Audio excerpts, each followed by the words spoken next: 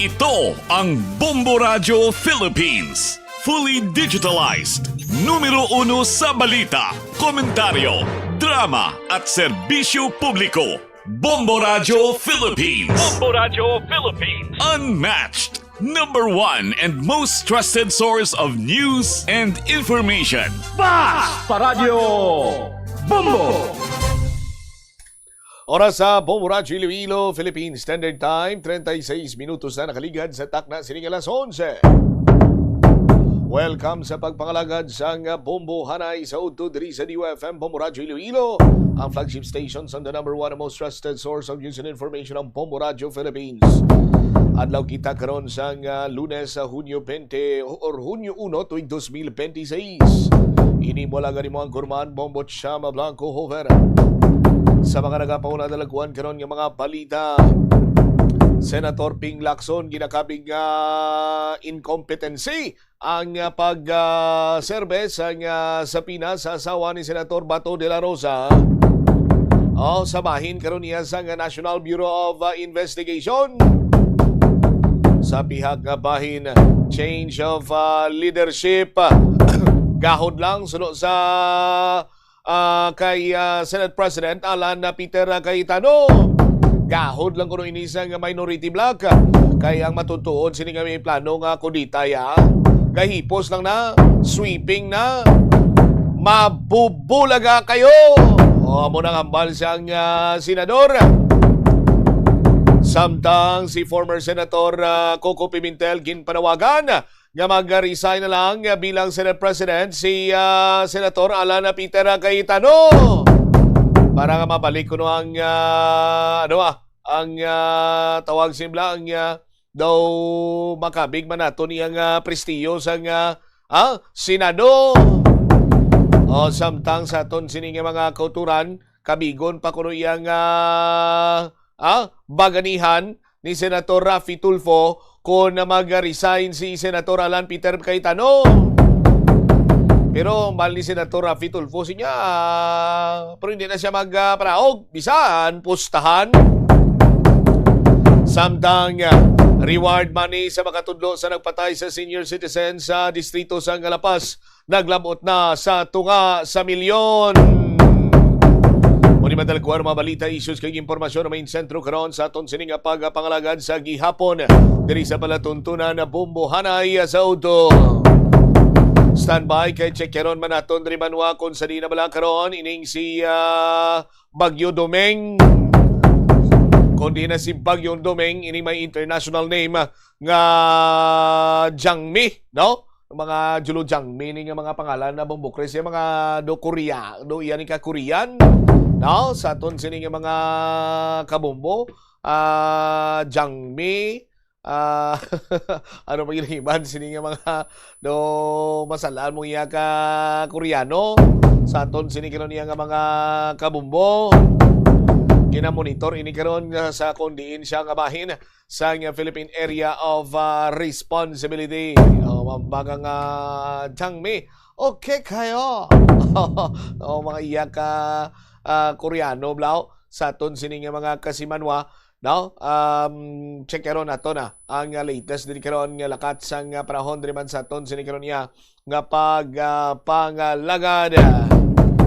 Oras naton 40 minutos na nakaligad sa takna sini nga las 11 diri sa palatuntunan na Bombo Hanay sa Udto sa DYFM Bombo Radio Iloilo. Alright, standby no sa aton sini nga mga kabombo sa linya naton sa Simatinion si Engineer Ferds Rubin sa Pag-asa Iloilo. Engineer Ferds, maayong udto si Bombo Chami ni kamin. Yes, sir. Mayong udto o sa aton mga tigpalamati. Sa atong latest analysis sa subong adlaw, inang alas 10 ng aga, sentro ni Bagyong Domeng, yara na sa 710 kilometers northeast ng Itbayat, Batanes. Gahulag ni siya northward sa direksyon sa kadasigon nga 20 kilometers per hour kung ginalauman naton. No posibleng bagyo nga magwa sa aton nga Philippine Area of Responsibility sa subong nga adlaw labing possible sa subong hapon. Samtang ang southwest monsoon naman o hangin habagat Padayon niya po nag-aapekto sa Central Luzon, Southern Luzon, pag sa may western section ng Visayas. Tungod sining hangin habagat kita sa Western Visayas, generally magaluman ang kalangitan, may lapta-lapta nga mga pag-ulan, pangilat kag panaguob. Kasarangan kung tumabas ko nga hangin halin sa nabagat na nakatundan ang mga ibabaw sa Western Visayas sa diin. Kasarangan kung tumabalot aton mga kadagatan. Temperatura naton 26 tugtog 33 degrees centigrado. Aton nga adlaw nagbutlak alas 5:26 kainas ang aga, matunod ini alas 6:09 sang hapon. Amo niya ang latest weather update for Trubin, madamo gini salamat. Engineer Ferds, bisan na nga ginalantaw naton nga pagwa na ni siya sa par, may tsansa gyapon nga magtupa ang ulan sa nagkalain-laing nga bahin sa syudad kag probinsya sa Iloilo, sir? Yes sir, may possibility po na may mga occasional rains kita yapon from time to time dala sa aton hangin habagat. Pero ginalauman naton possible by today and tomorrow na lang kay once nga magsaka pag-iini siya sa babaw, no?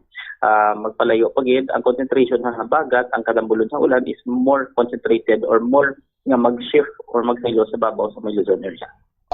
Di ko makagwa na gid man siya kay officially habagat season na may from time to time may ulan-ulan man diri sa aton.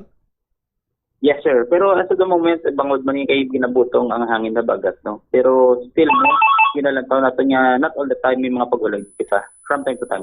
Alright. Sige, Engineer Ferds, thank you so much. Mayong tuliwat sa inyo.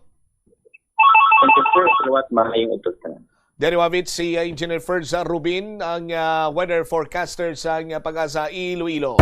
Weather observer, Pag-asa Iloilo. Isaton sining mga kabumbo kung makagwa na ni di mapaganaga na ni ang ulan. Pero ang iban sini gusto iya nga may pagtupa sa gyapon sa ulan para nga maghumok, para nga magtahaw-tahaw ang kainiton man bala, no? Orang kapaangon nga aton sini nga ginabatyag, sa aton sini karon nga mga kasimanwa. 5:43 minutos na nakaligad sa takna sining alas 11 driman sa palatuntunan na Bombo-Hanay sa Uto.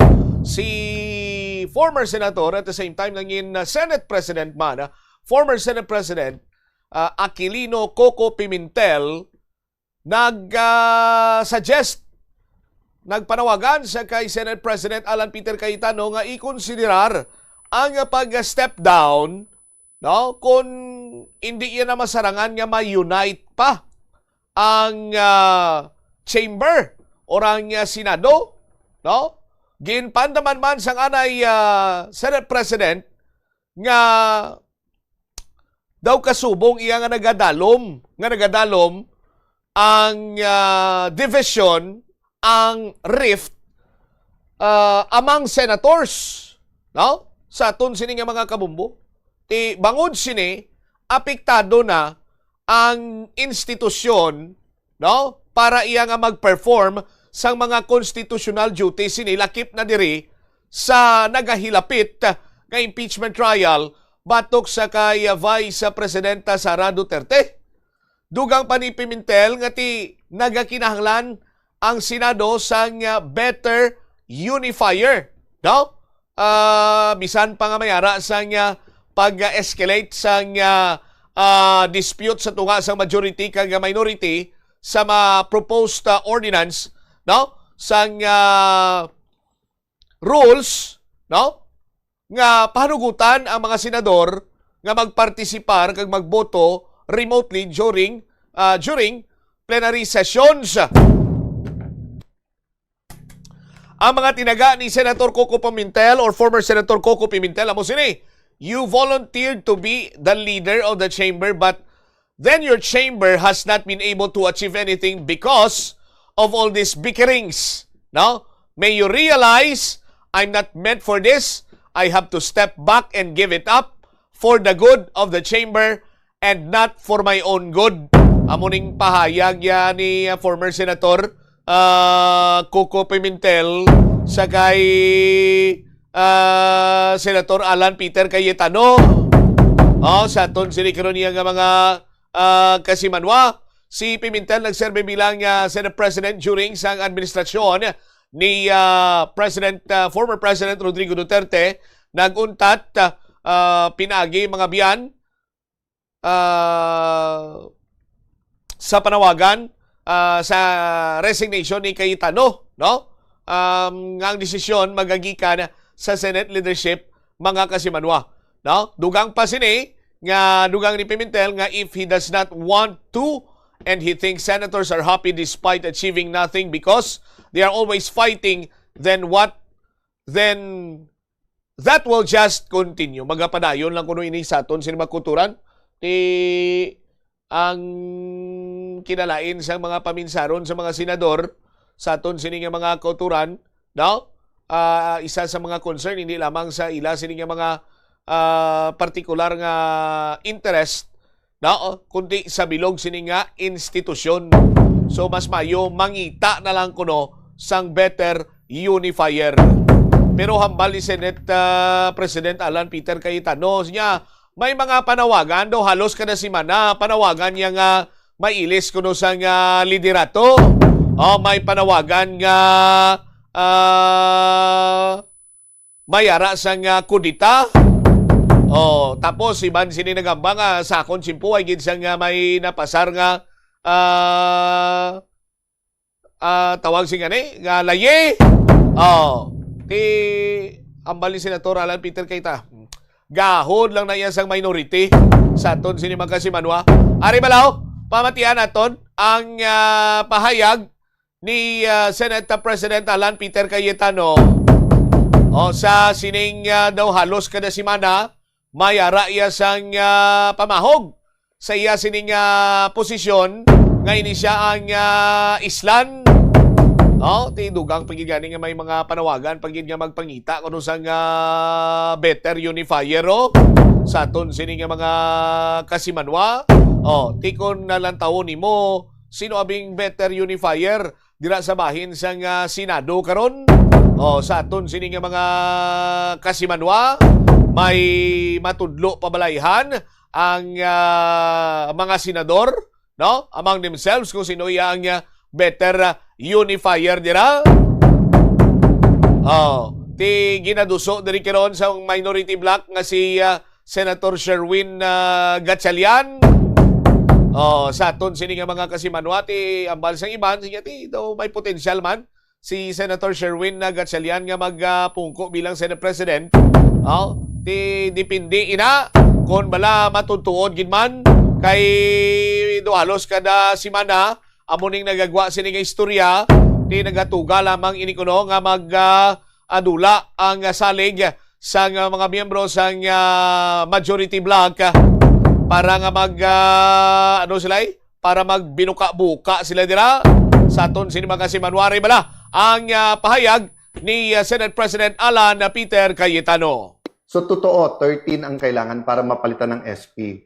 Pero ang magpapatawag po ng hearings ay yung chairperson. So isang strategy po ngayon ng 11, kaya napansin niyo po every weekend, sila ang gumagawa ng sinasabi nila, may babaliktad, may sasama na sa kanila, may nag-iisip. Alam niyo po ang kudeta, ang isang essential element po dyan ay stealth o kaya yung tahimik, ibubulaga ka, magugulat ka. Di ba? So bakit sila maingay about it? One is to try to create distrust among the 13. Secondly is to create pressure. And number 3, bakit nila pinipredict? May huhulihin dyan, may arestuhin, ganyan. Okay. Because may mga kakampi sila sa kabinete. That's very clear, no? So my point is this, no? One of their intent is to not allow the electronic or teleconferencing or any kind of online voting para pag sila majority sa floor, aagawin nila yung mga committee. At pag naagaw yung mga committee, sila na naman magdidikta ngayon kung anong pwede i-hearing o hindi. Nakita nyo po na inaalok namin ng committee, they can read their members anytime. So nagugulat lang ako kay, let's say kay Senator Erwin, paulit-ulit na wala daw napasa during my time and mabagal, etc. Pero nandyan na yung mga malalaking committee, hindi sila nagpapalista as members. Dati nag-uunahan pa. So, I'll try not to make as much comments regarding the senators because I do believe when you're Senate President of the whole Senate. I can make a list para kontrahin yung sinabi ni Senator Lacson of bending backwards. Sila bending the law, bending the rules. Ako bending backwards. Lahat ng request nila, hindi ko na isa-isahin. Basta't kaya, ginagawa. Sa impeachment po, consensus. I did not dictate anything and maayos na lahat yan. So again, I want to emphasize the priorities of this majority. There you have it, sa aton sining mga kabumbo. Ang pahayag, ay ang pagbasa ni Senator Alan Peter Cayetano sa kimuan sa minority block. Gahod, pamahog, kag pagatugas ang distrust sa isa kag isa. Kay tikon na madumduman nyo pa, nagikan ni sa kay Senator Erwin Tulfo ang mga tinaga nga mayara kuno sang duha ka mga miyembro from majority block nga willing kuno iya nga magasaylo sa bahin iya sang minority para mangin bag-o sini nga majority. But silingon mabiya to siya sa 13 sa aton sini makasimanwa kay insakto gid duha ang kinanglan para iya nga magsaylo ang 13 nga senador or numeros ang senador para nga mayara sang ginatawag sining majority votes or majority number para nga mayara sang ipatigayon sining change sa liderato sang Senado. Pero tiyambal ni Senator Alan Peter Cayetano siya do hindi na matabo. Kay kung mambag ka mga waigi dyan sa may napasar nga layi sa kung sining termino, may listahan to siya kulong sa mga napasar sining layo sa aton sining mga kasimanwa. Ang isa man sa mga balantayan nga subong gani ginaangan-angan man naton sa aton sining mga kasimanwa bangod man sa sining mga ginalauman nga mga development sa bahin karon sang Senado. Una dira banwa ining pagsumiter ni Vice President Sara Duterte sang iya sining sabat sa articles of impeachment. Ikadua ang posibleng pagtalakay sa sesyon sang Senado sa sining amendments sa rules may kantanan sa pagbinutuhay sang mga senador.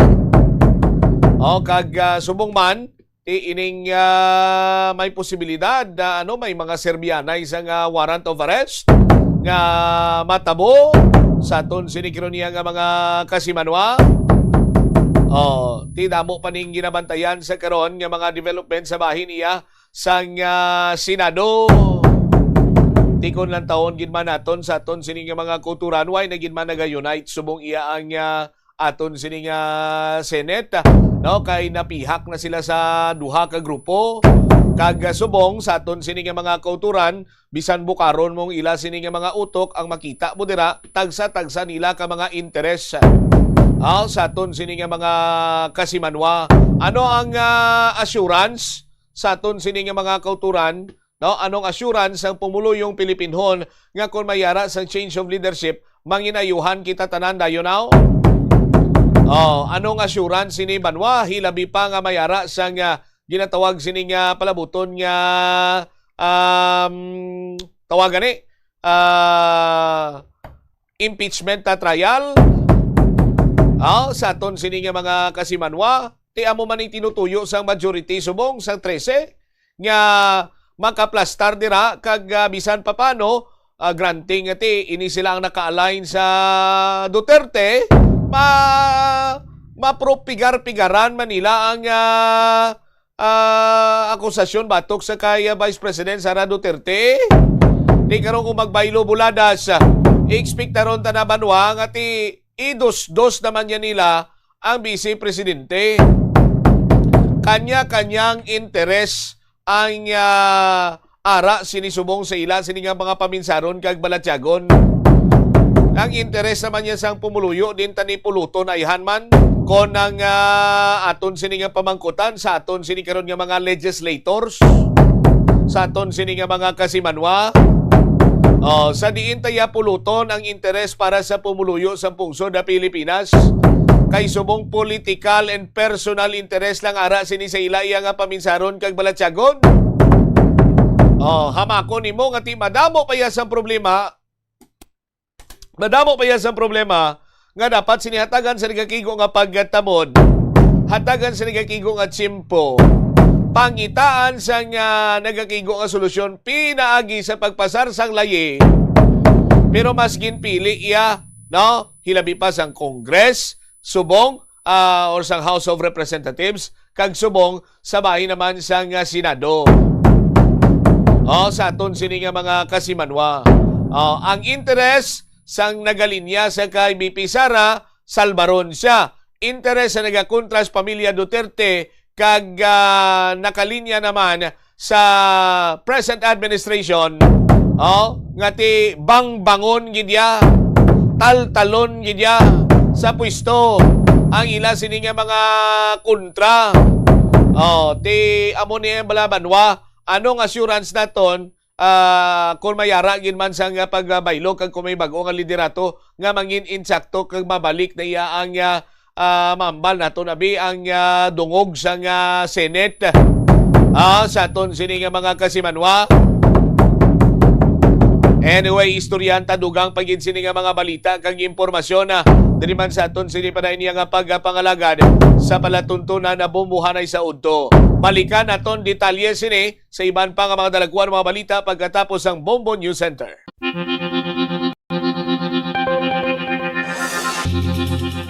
Sini nga panahon sang tag-ilinit, delikado ang sunog ilabi na sa sulod sang panimalay. Gani safety first ka Bombo, ilabi na kung ikaw ang nagaluto sa kusina. Siguraduha nga nahamtang sa mabugnaw kag well-ventilated area ang LPG tank kag indi masilakan direkta sang adlaw. Ang sobra nga init makapataas ang pressure sa sulod sang tangke nga mahimo magresulta sa aksidente. Tsekyaron ini kung may tagas kag ipalayo sa kalayo.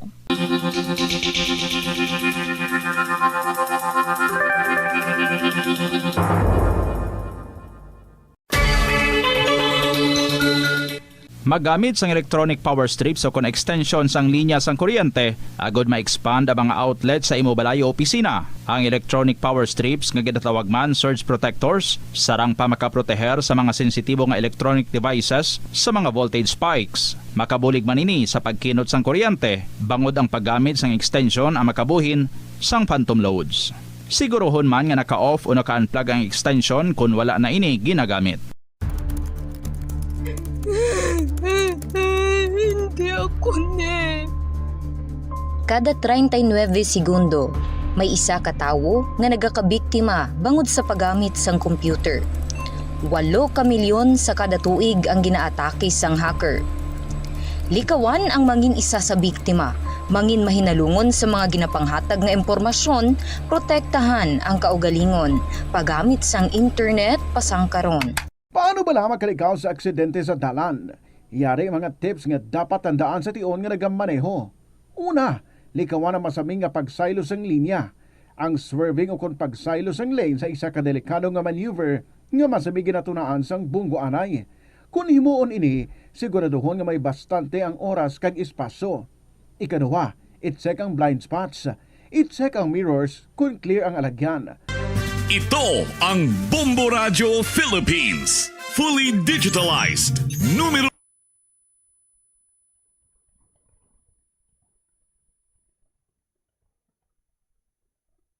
1 sa balita, komentaryo, drama at serbisyo publiko. Bombo Radio Philippines. Bombo Radio Philippines. Unmatched. Number 1 and most trusted source of news and information. Sa Radyo Bombo. This is Bombo Network News Noontime Edition, broadcasting live at Bombo Radio Broadcast Center, Makati City, Philippines. Ngayon ay Lunes, unang araw sa buwan ng Hunyo taong 2026. Sa ulo ng ating mga balita, ang Department of National Defense ay giniit ang komitmen ng Pilipinas sa pagprotekta sa mga sakop nitong karagatan. Ang Pilipinas at US muli ring pinagtibay ang matatag nitong alyansa. Si United States Secretary of State Marco Rubio at Pangulong Ferdinand Bongbong Marcos Jr. nag-usap ukol sa ekonomiya, seguridad at West Philippine Sea. Ang Pilipinas at Vietnam itinaas din ang antas na strategic partnership. Abangan din mamaya ang Senate Minority Block, handa na raw na pagdebatehan ng panukalang online participation ngayong araw. Si Senate President Cayetano Kinwestiyon din ang minority bloc sa prosesong ginawa sa investigasyon sa flood control scandal. Ang National Bureau of Investigation muling nagpahayag na kahandaang ipatupad ang arrest warrant laban kay Senator Jinggoy Estrada kahit nasa loob pa ito ng Senado. Sa ating provincial report, mamaya magkakabombo ang Naga City. Nilino na hindi agad-agad magiging highly urbanized city sa kabila ng naunang proklamasyon ng Palasyo Malacanang. At sa ating international news naman, itong paglala ng tensyon sa southern Lebanon, wala umanong justification ayon yan kay French President Emmanuel Macron. Sa sports news natin mamaya, ang Quezon City government aminadong malaking hamon na malagpasan ang hosting ng palarong pambansa dun sa may bahagi ng Agusan. Ang National Basketball Association naman natapos na ang paghahanda sa mga court kung saan gaganapin ang 2026 finals. At live nationwide via satellite, dumako tayo sa detalye ng ating mga balita. Muli pong pinagtibay ng Pilipinas at ng Estados Unidos ang kanilang matatag na alyansa sa pulong itong sina Defense Secretary Gilberto Teodoro Jr. at U.S. Secretary of War Pete Hegseth. Ayon sa Department of National Defense, inalala rin ng dalawang bansa ang 75 na anibersaryo ng Mutual Defense Treaty na nagsisilbing pundasyon ng matatag at matagal na alyansa ng Pilipinas at ng U.S. Pinuri ni Secretary Hegseth ang naging resulta ng balikatan exercises na tinawag na pinakamalaki hanggang sa ngayon, habang muling iginiit ng U.S. commitment na suportahan ang pagmonitor sa Exclusive Economic Zone ng Pilipinas. Binigyang din ng dalawang panig ang layuning palakasin pa ang Defense Cooperation para sa isang free o bukas at malayang Indo-Pacific region. Samantala, iginit din ni Defense Secretary Gilberto Teodoro Jr. na nananatiling nakatuon ang Pilipinas sa pagtatanggol sa freedom of the seas at pagpapatibay ng international maritime law. Binigyang diin ni Secretary Teodoro ang papel ng Pilipinas bilang isang archipelagong nasa mahalagang shipping route sa Indian at Pacific Ocean. Aniya, patuloy na susunod ang Pilipinas sa international law kabilang ng United Nations Charter, ang United Nations Convention of the Law of the Seas at ang 2016 Arbitral Award.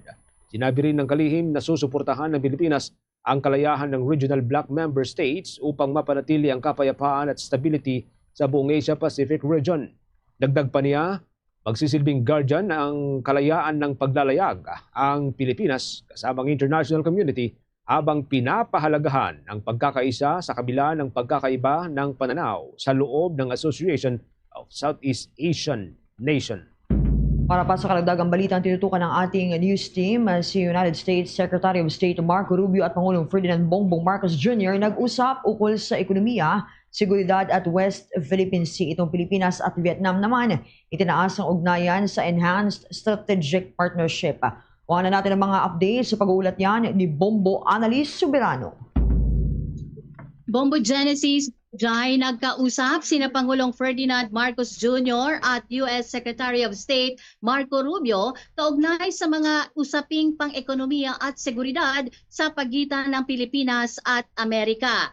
Ayon sa U.S. State Department, tinalakay ng dalawang opisyal ang mga hakbang upang maisulong ang kapayapaan at seguridad sa West Philippine Sea, kabilang ang patuloy na kooperasyon ng dalawang bansa sa rehiyon. Muling pinagtibay din ni Rubio ang suporta ng Estados Unidos sa pagpapaunlad ng Luzon Economic Corridor at sa paghahanap ng mga solusyon sa mga hamon sa enerhiya na kinakaharap ng rehiyon. Binigyang diin ng kalihim ang matatag na alyansa ng Pilipinas at Estados Unidos at patuloy na malapit na ugnayan ng dalawang bansa. Samantala, kinumpirma rin ni Pangulong Ferdinand Marcos Jr. ang pag-angat ng relasyon ng Pilipinas at ng Vietnam sa antas ng Enhanced Strategic Partnership, kasabay ng pagbisita ng Vietnamese President at Communist Party General Secretary To Lam sa Pilipinas ngayong araw. Ayon kay Pangulong Marcos, mahalagang hakbang ito upang higit pang mapalakas ang kooperasyon ng dalawang bansa sa larangan ng ekonomiya, depensa, agrikultura at ugnayang pangkultura. Pakinggan natin si Pangulong Ferdinand Marcos Jr. A vital partnership that is now in its 10th year. Today, we elevate our ties to an enhanced strategic partnership, which will be defined by wider pathways for cooperation, stronger political and defense cooperation, and closer linkages between the Filipino and Vietnamese peoples. Binigyang diin din ng Pangulo na magkapareho ang interes ng Pilipinas at Vietnam sa pagpapanatili ng kapayapaan, katatagan at pagsunod sa pandaigdigang batas, kabilang ang 1982 United Nations Convention on the Law of the Sea. Ngayong ipinagdiriwang ng dalawang bansa ang ika-50th na diplomatikong relasyon, umabot sa mahigit $7 billion ang bilateral trade sa pagitan ng Pilipinas at Vietnam. Muli si Pangulong Ferdinand Marcos Jr. We are not only marking a half-century of diplomatic ties, but we also signal the starting point for another march towards new horizons that will carry our nations and our peoples forward to progress. I trust that today's discussions will further deepen our engagements and open new avenues to collaboration, guided by mutual respect, the rule of law, a shared commitment to ASEAN centrality, and our shared aspirations for peace, stability, and prosperity. Thank you. Si Pangulong Ferdinand Marcos Jr. Live mula dito sa Palasyo ng Malacanang, Bombo Anali, Montaño Soberano nag-uulat. And this is Bombo Radio Philippines, the #1 and most trusted source of news and information. Basta Radio, Bombo! Sa usapin pa rin po ng Maritime Defense, mga kabombo, itinanggi naman ng Armed Forces of the Philippines ang mga ulat na nagsasagawa umano ng military drill ang China sa West Philippine Sea. Partikular na dyan sa may bahagi ng Bahaw de Masinloc at iginiit na gawa-gawa lamang ang naturang pahayag.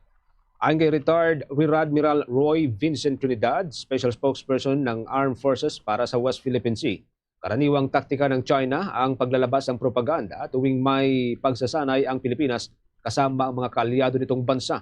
Gid pa niya, walang nakikitang anumang organisadong galaw, tactical maneuver o joint formation ng mga barko ng People's Liberation Army Navy at ang China Coast Guard na maituturing na military exercise, kundi hiwa-hiwalay lamang na presensya ng mga barko sa paligid o palibot ng Baho de Masinloc.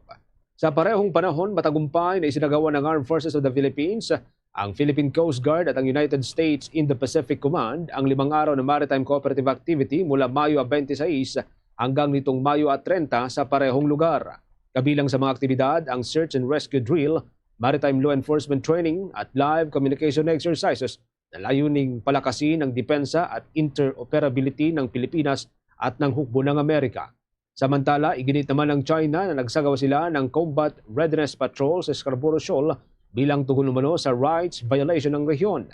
Ngunit mariing itinanggi ng Armed Forces of the Philippines ang naging alegasyon ng China at binigyang diin na hindi dapat tanggapin ng publiko ang mga ganitong propaganda ng basta-basta lamang.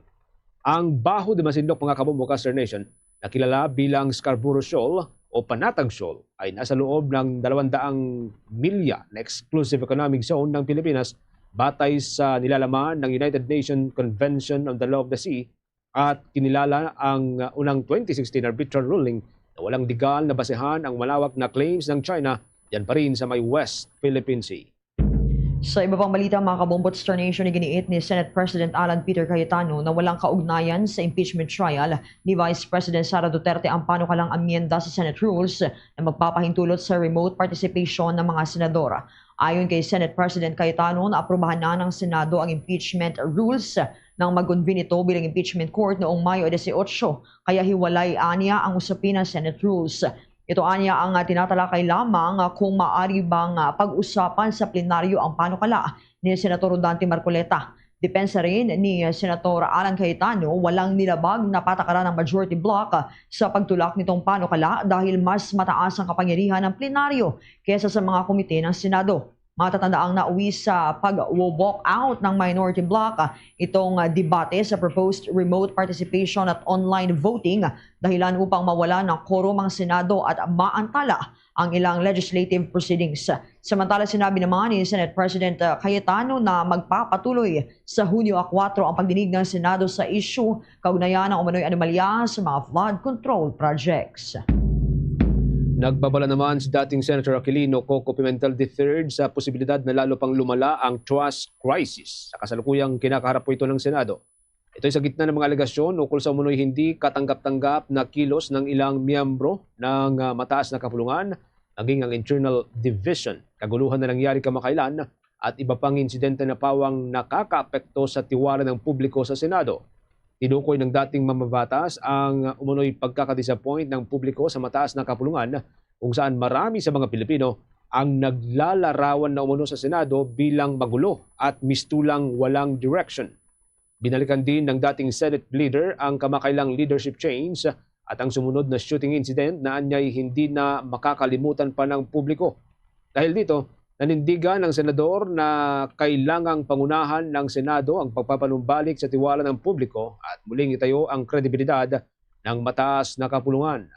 Naniniwala din si dating Senator Pimentel na mahalagang pangunahan ng Senate leader o ng Senate President ang reforma dahil sa kakayahan niyang bumuo o gumawa ng konsensus sa lahat ng mga miyembro ng kapulungan. Git ng batikang mambabatas, ang isang Senate leader ay maaring maging daan para sa pagkakabuo ng Senado o maging dahilan para sa pagkakawatak-watak ng naturang kapulungan. Kasabay nito ay pinayuhan din ng dating Senate President ng mga senador na manindigan sa ebidensya at manindigan sa konsensya sa pagdedesisyon sa impeachment complaint laban kay Vice President Sara Duterte. Ang mahalaga ayon kay Pimentel ay ang mismong integridad ng proseso ng impeachment. Binatikos naman ni Senator Francis Kiko Pangilinan ng Senate Majority Bloc dahil sa panukalang payagan ng online attendance at pagboto ng mga senador na ayon sa kanya ay maaaring magsilbing proteksyon kay Senator Ronald Bato de la Rosa na nahaharap sa arrest warrant mula sa International Criminal Court. Ayon kay Senator Kiko, hindi dapat bigyan ng espesyal na pagtrato ang isang wanted official. Git niya, hindi dapat gawing kanlungan ng mga umiiwas sa batas ang Senado. Ang panukala ay umani ng batikos dahil posibleng payagan itong si Senator De La Rosa na makilahok sa mga sesyon na kahit hindi humaharap sa mga otoridad. Inalala rin ng senador ang naging kontrobersyal na pananatili ni De La Rosa sa loob ng Senado matapos itong magpakita noong Mayo 11 para bumoto lamang sa pagpapapalit ng liderato ng Senado. Lumabas lamang siya makalipas ng ilang araw sa tulong umano ni Senator Robin Hood Padilla kasunod ng insidente ng putukan sa loob ng Senate compound. Samantalang kondisyon naman ni Pangulong Ferdinand Bongbong Marcos Jr. itong pagkakasangkot ng Senado sa usapin ng isang pugante sa batas at sinabi itong hindi niya maintindihan kung paano nauwi sa ganoong sitwasyon itong institusyon. Iginiit naman ng Majority Bloc na ang panukalang pagbabago sa rules ay para lamang matiyak ang pagpapatuloy ng trabaho ng Senado sa ilalim ng mga pambihirang sitwasyon. Kaugnay ho niyan, kuha tayo ng sitwasyon dyan sa may mataas na kapulungan mga kawambo dahil ang minority bloc ay nakahanda raw na pagdebatehan na itong panukalang online participation sa mga Senate proceedings. Ngayon pong araw na ito, basta't dadaan daw sa tamang proseso. Abang kinukwestiyon din ni Senate President Alan Peter Cayetano yung minority bloc dahil dun sa naging handling ho nito, dun sa investigasyon sa flood control scandal na lately ay nabunyag nga dito sa ating bansa. May live report si Bombo Angelo Aganan. Bombo Genesis Bombo Jai nagpahayag ng kahandaan ang minority bloc sa Senado na makipagdebate sa panukalang amyenda sa Senate rules na magpapahintulot ng online participation at online voting ng mga senador. Kasabay ng panawagan na sundin ng tamang proseso ng deliberasyon bago ito isalang sa butuhan. Sa eksklusibong panayam ng Bombo Radio Philippines, sinabi ni Senator Risa Hontiveros na bukas ang kanilang hanay na talakayin ng panukala sa plenaryo, ngunit iginiit na dapat muna mapag-usapan ng mga substansyal na isyu at legal na implikasyon nito bago isagawa ang anumang pag-amyenda. Pinaniwalag niya na mahalaga ang pagsunod sa umiiral na rules ng Senado, kabilang ang requirements na maihain ng mga amyenda isang araw bago ito talakayin at pagbutuhan upang matiyak ng ang maayos na deliberasyon at patas na proseso. Kung nanyan, pakinggan natin ang mga bahagi ng pahayag ni Senator Risa Hontiveros. Kung itutuloy talaga ng majority ni na Senator Marcoleta yung pag-amyenda sa rule tungkol dyan, at least ngayon yung tamang timing na gagawin. Hindi yung pinipilit nila nung nakaraang Martes, no? Kung kaya't nag-walk out pa kami para lang pigilin yung pagbali sa rules namin sa ganyang paraan. Ide-debate namin ng puspusan yung ito on the substantive grounds na kasi marami talagang problema dyan sa panukalang pag-amyenda sa rule ni Senator Marcoleta para lang payagan ang video conferencing lalo na sa pagboto. So, ide-debate muna namin ang puspusan bago magkakaroon ng botohan. Kaugnay nito, Bombo Genesis Bombo Jai, binigyan din ni Hontiveros na ang kanilang posisyon ay hindi pagtutol sa pag-amyenda ng rules, kundi sa paraan ng pagpapatupad nito kung sakaling minamadali at hindi dumadaan sa masusing pagtalakay. Dagdag pa niya, mahalagang linawin din ang saklaw ng panukala, partikular na kung ito ba ay para lamang sa online deliberation o kasama na rin ang aktwal na pagboto ng mga senador sa malalayong lokasyon. Ipinunto ng Tiberos na ang mga nakaraang patakaran ng Senado ay naglilimita sa online participation sa mga panahon lamang ng pambansang national emergency tulad ng pandemya. Kaya dapat pag-isipan kung ang kasalukuyang panukala ay akma pa rin sa normal na operasyon ng lehislatura. Samantala, Bombo Genesis, Bombo Jai, sa ibang balita na tinutukan ng Bombo Radio Philippines dito sa Senado, kwestiyon naman ni Senate President Alan Peter Cayetano ang hanay ng minority bloc sa proseso ng pag-iimbestiga sa umunoy mga anomalya sa flood control projects kung muling makukuha ng kanilang grupo ang chairmanship sa Senado.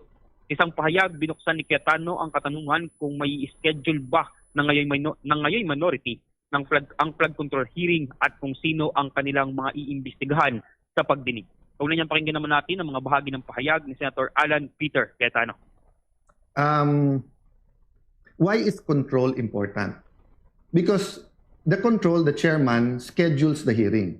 So meaning, kung mababalik sa kanila, iske-schedule ba nila yung flood control hearing? Kung iske-schedule nila, kontrolado din po ng majority at ng chairman sino ang iimbitahin. Kontrolado din kung once a week, once a month. Dati po, wala naman yung partial report eh. Kaya nga, paulit-ulit ko sinasabi, ang kailangan impartial, not partial. And paano ka maglalabas ng partial na hindi mo pa nabubuo yung theory kung ano talaga nangyari? Kaugnay nito, Bombo Genesis, matatandaan na nauna nang ipinananawagan ni Senator Amy Marcos at Senator Dante Marcoleta ang pagpapatawag sa ilang individual na ibinadawit sa malawakang katiwalian sa proyektong flood control ng gobyerno. Kabinan sa mga personalidad na binanggit ng mga senador ay ang tuganting si Saldico at dating House Speaker na si Martin Romualdez na pinuturo na umunoy siyang mastermind sa flood control scam. Kaugnay nito, inanunsyo ni Cayetano na sa pamumuno ni Senator Pia Cayetano, bubuo ang komite ng subcommittee na tututok sa muling pagbubukas ng investigasyon na pangunahan naman ni Senator Dante Marcoleta. Ayon sa Senate President, layunin ng muling pagbubukas ng investigasyon na mabuo ang buong larawan ng umano'y anomalya sa flood control projects at matukoy ang lahat ng posibleng responsable. Binigyan din niya na ang bagong seri ng pagdinig ay titiyaking walang maiiwang tanong at walang sino man na mapoprotektahan o mapag-iinitan dahil lamang sa politika. Magsisimula ang pagpapatuloy ng pagdinig sa Hunyo 4 habang inaasahang magiging sentro ng usapin ng mga aligasyon ng irregularidad sa bilyong-bilyong pisong flood control projects at ang pagtukoy sa mga posibleng utak ng umano'y anomalya. Okay, Bombo Jello, isang tanong lang doon sa isa pa sa mga binabantayan natin dyan sa may Senate ngayon. 7 oras na lamang bago matapos yung palugit para kay Vice President Sara Duterte. May pauna na bang advance party na pumunta dyan sa camp ni VP Sara? Yes, Bombo Genesis, sa ngayon ay inaantabayanan pa natin ang pagdating nga nitong kampo ni Vice President Sara Duterte para isumite itong sagot nila sa articles of impeachment. Kinukumpirma pa natin, Bombo Genesis, ang pagdating nitong mga representative nga ni Vice President Sara Duterte, Bombo Genesis. Pero anong balita niyo dyan sa loob ng Senado? May pupunta ba or hayaan na lang nila? Kasi sabi naman ng mga senador kung hindi sila magbibigay ng kanilang kasagutan ay parang admission na parang not guilty plea na yon kung sakasakali. Yes, Bombo Genesis, kanina nga ay nakalap natin ng impormasyon sa pinagkakatiwalaang source ng Bombo Radio Philippines na darating dito ang isa sa mga legal counsel ni Vice President Sara Duterte na si Attorney Poa, Bombo Genesis. Okay, sige, maki-update tayo doon sa na lumulutang na possibly magkakaroon ng kudeta muli diyan sa may Senado mamaya. Anong kwento dito? Yes, Bombo Genesis, isa rin yan sa ating aktibong inaantabayanan dahil ayon din sa source ng Bombo Radio Philippines, pinagkakatiwalaang source ng Bombo Radio Philippines, Bombo Genesis, ay patuloy ang nagiging transaksyon nitong mga senador nga para dito sa inaabangan o posibleng pagbabagong liderato dito sa Senado, Bombo Genesis. Sige, makibalita tayo sa mga mga adjustment or anumang pagbabago, anumang oras mo lang. Maraming salamat, Bombo Jello. Ingat ka dyan. At yan muna ang mga latest updates mula dito sa Senado. Ako si Bombo Anghilogadan, and this is Bombo Radio Philippines, the #1 and most trusted source of news and information. Basta Radyo Bombo. Sa iba pang mga balitang tinutukan ng ating kasamahan ng National Bureau of Investigation, handang ipatupad ang arrest warrant laban kay Senator Jinggoy Estrada kahit nasa loob pa ito ng Senado. Magiging legal sa implementasyon ng pag-aresto sa senador. Pinaninindigan naman ni National Bureau of Investigation Director Matibag. May report dyan si Bombo Grant Hilario. Jai Bombo Genesis, nanindigan ng National Bureau of Investigation na legal ang sasagawang pag-aresto kay Senador Jinggoy Estrada kahit nasa loob pa ng Senado sakaling maisyuhan ng arrest warrant. Sa payag ni Director Attorney Melvin Matibag, kanyang binalikan ang naging sitwasyon noon inihahain nila ang warrant of arrest mula International Criminal Court laban kay Senador Bato de la Rosa. Aniyaya, iginit ng Senado ng magpakustudiyang mababatas ay hindi raw isang local court ang International Tribunal. Papayag lamang raw na arrestin nito kung mula sa lokal na korte o lokal na korte ang warrant. Kung kaya gamit ang ganitong argumento, iwalang nato ng direktor na magiging legal ang kanilang isasigawang implementasyon ng warrant kay Senador Jinggoy Estrada. Katulad sa ibang mga senador na inaresto at sinilbahan ng warrant, ay nanindigan siyang legal ang pag-aresto kahit nasa loob man ng Senado. Kaugnay niyan, ating pakinggan si Attorney Melvin Matibag, ang direktor ng National Bureau of Investigation. Well, the question is, there is a presumption, but if you will allow me, during our discussion, during the time when we are about to serve the warrant of arrest to Senator Bato, ang isang ginagawa nilang confession doon, hindi daw kasi local court yung ICC. Kung local court daw, papayag na mag-aresto eh. So, along that vein, along that line of argument, ibig sabihin, kahit nasa loob siya ng Senado, he will be arrested. And that will be a legal arrest because legal yung arrest na yun. Just like what happened to Senator De Lima, Senator Trillanes, and Senator Enrile. Kaugnay dito, tiniyak ng kawanihan ang kahandaan sa pagpapatupad ng arrest warrant na ilalabas at ipadadala ng korte sa tanggapan. Makatitiyak umano na walang magiging espesyal na pagtrato kay Senador Jinggoy Estrada sakali pag-utos man ng hukuman na isilbi ang arrest warrant laban sa kanya. Binigyan din ni Director Attorney Melvin Matibag na walang special treatment ang kawanihan para sa mambabatas. Ano ay katulad ng ibang mga inisyo na arrest warrant, walang pagkakaiba sa kanilang isasagawang implementasyon pagdating kay Senador Estrada. Abang nilinaw naman ng direktor na papasok sa jurisdiksyon ng Sandigan Bayan ang nabanggit na medical na pangangailangan ng mambabatas. So, sa oras na maharap ito sa warrant na ilalabas ng hukuman, mayroon dalawang opsyon raw si Senador Jinggoy Estrada.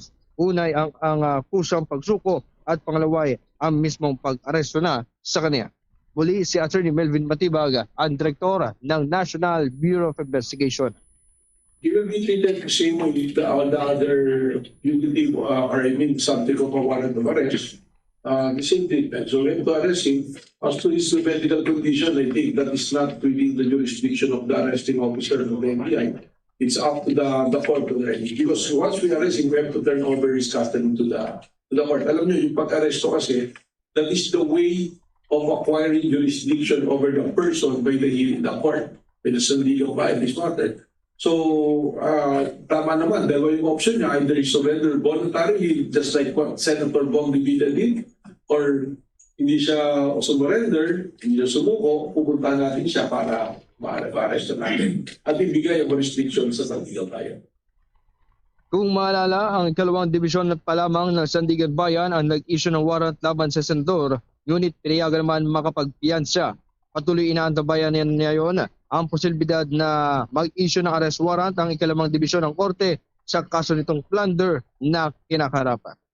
Nag-uulat para sa Bombo Network News, ito si Bombo Grant Hilario para sa the number one and most trusted source of news and information.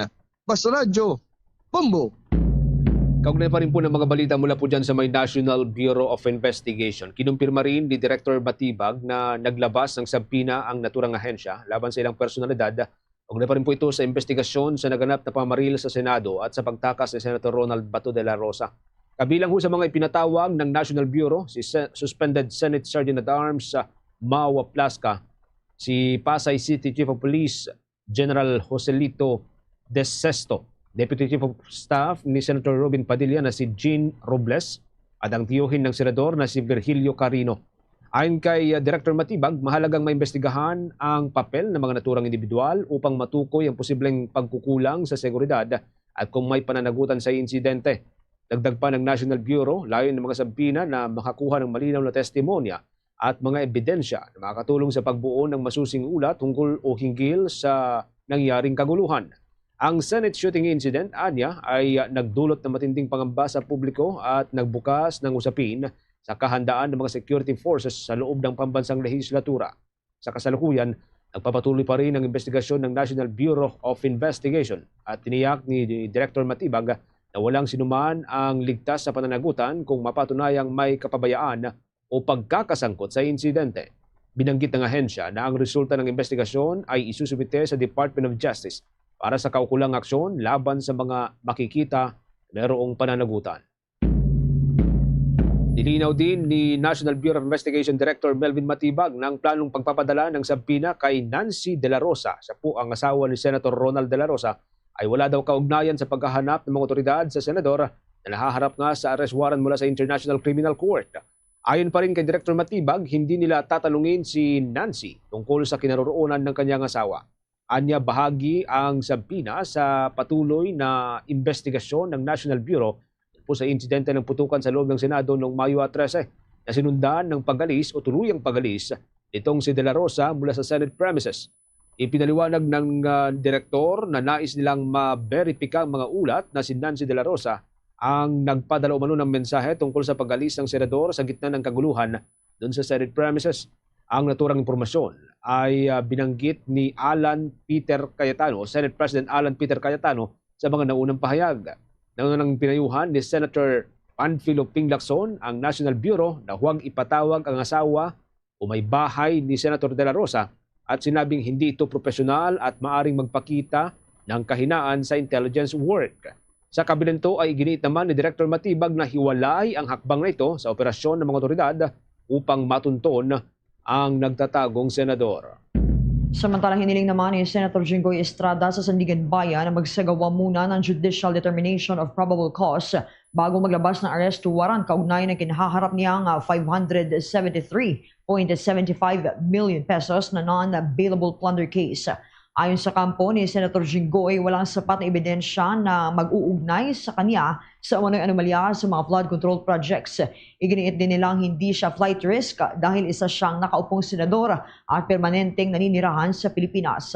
Batay sa reklamong inihain ng Office of the Ombudsman, inakusahan si Senator Jinggoy ng pagtanggap ng mahigit 573 million pesos na umano'y kickback mula sa mga proyekto ng Department of Public Works and Highways. Kabilang din sa mga kinasuhan si former Public Works and Highways Secretary Manuel Bunuan at iba pang opisyal ng ahensya. Samantala nakapagpiyansa na sina Estrada at Bunuan matapos maglabas ng arrest warrant ang Sandigan Bayan sa hiwalay na graft case na kaugnay rin ng umano'y irregularidad sa mga flood control projects. Hinamon naman ni Davao City Representative Paulo Duterte si Pangulong Ferdinand Marcos Jr. na isa-isahin ng mga nagawa ng kanyang administrasyon na nararamdaman ng mga ordinaryong Pilipino sa kanyang nalalapit na State of the Nation Address. Isang pahayag, kinwestiyon ng dating presidential son na mga reforma at legasiya ng Pangulo, maaari niyang ipagmalaki sa kanyang magiging talumpati sa Hulyo. Giit ni Duterte, nais ng publiko na marinig ang resulta at hindi raw production number.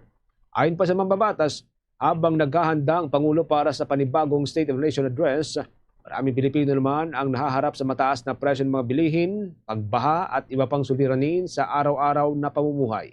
Kinwestiyon din ng mambabatas ang huling pahayag ni Pangulong Marcos na posibleng maalis ang kanyang legasiya kung hindi tugma ang pulisiya at pananaw ng susunod na Pangulo. Ayon kay Duterte, sa halip na ito ang alalahanin ng Pangulo, mas malaking katanungan ang tungkol sa isang tunay na legasiyang maari daw na may pagmalaki ng mga mamamayang Pilipino. Uli ring binalikan ng mambabatas ang naging papel ni Vice President Sara Duterte sa panalo ni Pangulong Marcos noong 2022. Anya, kung wala si VP Sara, ay hindi raw sana nakakuha si Pangulong Marcos ng margin na kanyang ibinulsa pagkatapos ng halalan. Sa iba pang balita, mga kabombo at Star Nation, ito namang automated accounting machines na gagamitin sa Bangsamoro Autonomous Region and Muslim Mindanao parliamentary elections. Isinailalim na sa hardware acceptance test Ang Commission on Elections tatanggap na ng aplikasyon para sa gun ban exemption sa Bangsamoro Parliamentary Elections simula June 15. Yan ang mga balitang tinutukan ni Bombo Isa Cotonera. Sinimulan na ng Commission on Elections dito sa kanilang warehouse sa Biñan, Laguna ang hardware acceptance test para sa mga automated counting machines at iba pang kagamitan na gagamitin para sa BARM parliamentary elections. Ayon kay COMELEC Chairman George Erwin Garcia, mahigpit na sinusuri ang bawat bahagi ng mga makina upang matiyak na maayos ang kanilang kondisyon at kalidad bago ito gamitin sa halalan. Tinatayang nasa 6,500 automated counting machines ang kailangan dumaan sa pagsusuri. Ayon sa poll body, inaasahang aabutin ng halos isang buwan ang hardware acceptance test bago isagawa naman ang pre-logic and accuracy test at configuration ng mga makina. Ipinalawanag ni Garcia na ang mga automated counting machines na sinusuri ay kabilang sa mga hindi nagamit noong 2025 national and local elections. Dahil matagal ding nakaimbak ang mga ito, kinakailangan tiyakin nasa maayos na itong kondisyon bago gamitin sa naturang eleksyon. Anya, agad napapalitan ng anumang makina na hindi nakapapasa sa hardware acceptance test upang hindi maapektuhan ang integridad ng halalan. So, ganyan, pakinggan natin si COMELEC Chairman George Erwin Garcia. Sir, yung sinabi niyong mas mahigpit doon sa bars, ano yung pinagkaiba nito doon sa gun ban with the NLP 2020? Kung kinakailangan ang lahat ng ating mga checkpoint, sinabi natin during the command conference, ay tatauhan ng PNP at AFP at iba pang ahensya ng pamahalaan, gagawin po natin yan. Basta ang instruction lang ni COMELEC, laging irirespeto ang karapatan ng mga mananakay at ang karapatan ng mga motorista. Dapat limitado lang sila sa tinatawag na plain view doctrine, hindi kinakailangan magpabukas ng mga kuno-ano o magpababa ng mga tao. Lagi ang pinakamataas pa rin na consideration ay yung pagrespeto sa karapatan ng bawat isa.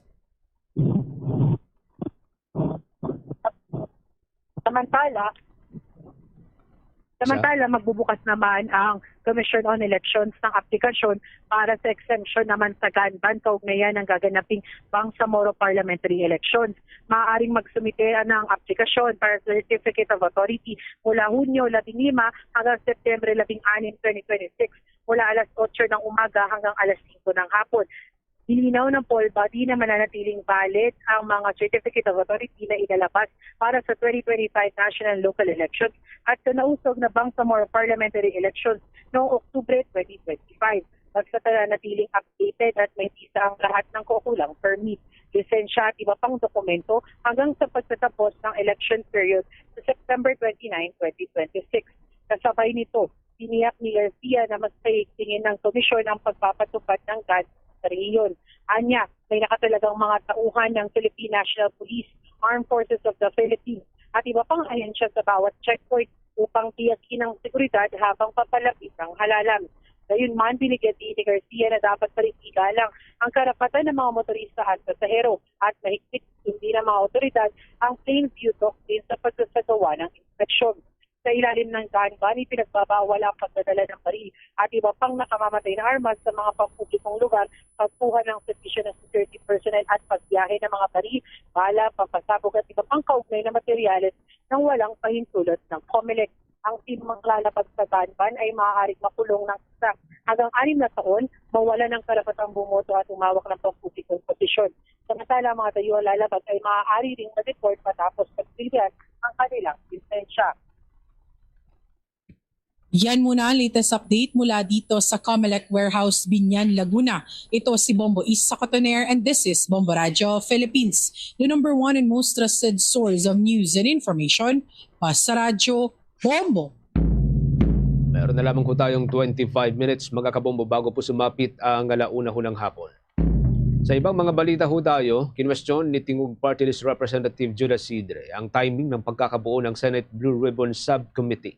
Para sa mambabatas, questionable ang biglang pagkakabuo nito habang nagpapatuloy ang paghahanda ng mataas na kapulungan sa impeachment trial laban kay Vice President Sara Duterte. Kinwestiyon din ng mambabatas ang magiging implikasyon nito sa buong proceedings at ang posibleng pagkakagamit sa mga hearing ng subcommittee para ilihis ang atensyon ng publiko mula sa impeachment process. Bagaman sinusuportahan umano niya ang pagpapanagot sa mga sangkot sa flood control scandal, nanindigan ng mamabatas na kapuna-puna ang biglaang hakbang at ang biglaang pagbubukas muli ng investigasyon. Unang inanunsyo nga ng Senate leadership ang pagkakabuo ng subcommittee ng makapangyarihang Blue Ribbon Committee at ang muli nitong pagsasagawa ng mga serye ng pagdinig sa nabunyag na malawakang skandalo. Magsisilbi bilang chairperson si Senator Rodante Marcoleta. Ang dating chairperson ng Blue Ribbon Committee na kinalaunan ay pinalitan ni Senator Panfilo Ping Lacson. Maalalang hanggang sa ngayon nga ay hindi pa rin po nakakakuha ng sapat na pirma ang initial at partial report na ginawa ng Senate Blue Ribbon Committee dahil yan sa sensitibong nilalaman ng naturang report. Pangunahin na ang pagre-rekomenda ng preliminary investigation laban sa ilang senador tulad ni Senator Jingo Estrada na nahaharap sa ngayon sa plunder at graft cases dyan sa may Sandigang Bayan. Sa kaugnay din pong development, ipinahayag ni House Prosecution Panel spokesperson at Lanao del Sur Representative Zia Alonto Adjong na posibleng layunin ng muling pagbuhay ng Senate investigation sa flood control controversy ay ma-overshadow ang nalalapit na impeachment trial ni Vice President Sara Duterte. Ayon naman kay Adjong, dapat hayaan ng Senado ang Department of Justice at ang Ombudsman na magpatuloy na lamang sa investigasyon at mag-file ng kaso kaugnay ng flood control scandal sa halip na gamitin ito bilang sentro ng public attention. Gayit pa niya, tila nais ng bagong Senate majority na ilihis ang focus ng publiko mula sa impeachment trial sa pamagitan ng pagbuhay ng ibang issue at ng investigasyon. Binanggit din niya ang pahayag ng minority na umunoy rushed ang ilang hakbang ng majority bloc, kabilang ng pagtatangka na amyendahan ang Senate rules para yan sa online voting ng mga senador. Samantala, kinwestiyon naman ni Cardinal Pablo Virgilio David ang panukalang amyenda sa Senate Rules na magpapahintulot sa mga senador na makilahok at bumoto ng online sa mga sesyon. Binanggit ni Cardinal David na ang pahayag ni former Senator Franklin Drillo na nagsabing hindi pa niya nakita sa kasaysayan ng Senado ang ganitong uri ng bastusan sa loob ng institusyon. Ito ay matapos sigiit ni Senator Amy Marcos na ang hindi pagpapahintulot sa remote participation ng mga senador tulad ni Senator Ronald Bato de la Rosa ay pagkitil umano sa boses ng mga botanteng naghalal sa kanila. Ayon kay Cardinal David, dapat umanong magtanong ang publiko kung bakit 6 na buwan nang hindi pumapasok sa Senado itong si De La Rosa habang patuloy pa rin sumasahod mula sa pondo ng bayan. Kwestiyon din niya kung bakit kinakailangang baguhin ang interpretasyon ng force majeure sa Senate rules kung ang dahilan lamang ay upang makalahok online ang isang senador na umiwas umano sa pag-aresto. Binanggit din ng Cardinal ang mga kontrobersiyang kaugnay ng pananatili ni De La Rosa sa Senado, kabilang ang pagbibigay umano rito ng protective custody, ang insidente ng putukan sa loob ng Senate compound at ang naging papel nito sa pagpapalit ng liderato sa Senado. Sa kasalukuyan, hindi pa rin natatagpuan o nahahanap si Senator De La Rosa matapos sumali sa Senado noong Mayo 14 habang nakaharap sa arrest warrant mula sa International Criminal Court. Bombo International News. Iginiit ni French President Emmanuel Macron na walang justification sa patuloy na pag-escalate ng military operations sa southern Lebanon kung saan pinalalawak ng Israeli forces ang opensiba laban sa Hezbollah Group. Ayon kay Macron, mahalagang agarang magkaroon ng kasunduan sa pagitan ng Estados Unidos at Iran upang mapigilan ang lalong paglala ng krisis sa rehiyon. Nakikipag-usap siya sa ilang leader ng Middle East, kabilang ang Saudi Crown Prince, United Arab Emirates President at Egyptian President upang talakayin ang sitwasyon. Nanawagan din ang France ng emergency meeting ng United Nations Security Council kaugnay ng tumitinding operasyon sa Lebanon habang iginiit ang pangangailangan na maibalik ang soberanya at territorial integrity ng bansa. Dagdag pa ni President Macron, dapat ding muling buksan ang Strait of Hormuz alinsunod diyan sa international law at ipagpatuloy ang mga negosasyon para sa isang mas malawak na kasunduan sa nuclear at regional stability issues. Bombo Sports News. Dating sports news, magkakabombo aminado ang lokal na pamalaan ng lungsod ng Quezon na malaking hamon para sa naturang lungsod na maabot ang naging hosting o level ng hosting ng Agusan del Sur para sa katatapos na palarong pambansa 2026 at lalong mahirap na ito'y malagpasan pa. Sa panayam ng Bombo Radio Philippines kay Quezon City Mayor Joy Belmonte, sinabi niyang amazing ang pagdaraos ng event sa nasabing probinsya. Wala rin umano siyang maipagkukumpara sa ganda ng pagkahanda o preparasyon hanggang sa pagtatapos ng sporting event. Gayunpaman, umaasa ang alkalde na makakakuha sila ng sapat na suporta sa lahat ng mga stakeholder upang maging maganda rin ang magiging paghawak nila sa palarong pambansa 2027. Ito po ang susunod na palarong pambansa. Karagdagan sa ating sports news at para ho sa mga fans ng NBA, sa mga nag-aantay na pong magsimula ang NBA Finals mga kabumbo, natapos na ho ng National Basketball Association ang paghahanda sa dalawang court kung saan po isasagawa ang 2026 NBA Finals.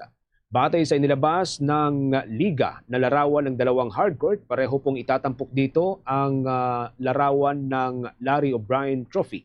Ito ho ang pinakaasam na championship trophy sa naturang liga. Nakatakda ang unang laban sa pagitan po ng New York Knicks at ng San Antonio Spurs sa Hunyo 4 ng kasalukuyang taon. Ito po ay Philippine time mga kabombo. Gaganapin ang Game 1 at ang Game 2 sa Frost Bank Center. Ito ho ang home court ng San Antonio. Susunod naman, nagaganapin ang Game 3 at ang Game 4 sa Madison Square Garden. Ang home court naman po ito ng New York Knicks.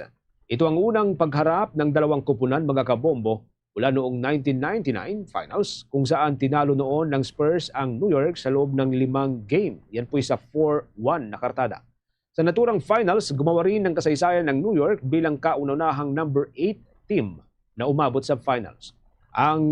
Kung ating pong babalikan ang dalawang conference finals ngayong taon, tinalo po ng Knicks ang Cleveland Cavaliers sa pamamagitan po ng isang sweep o 4-0.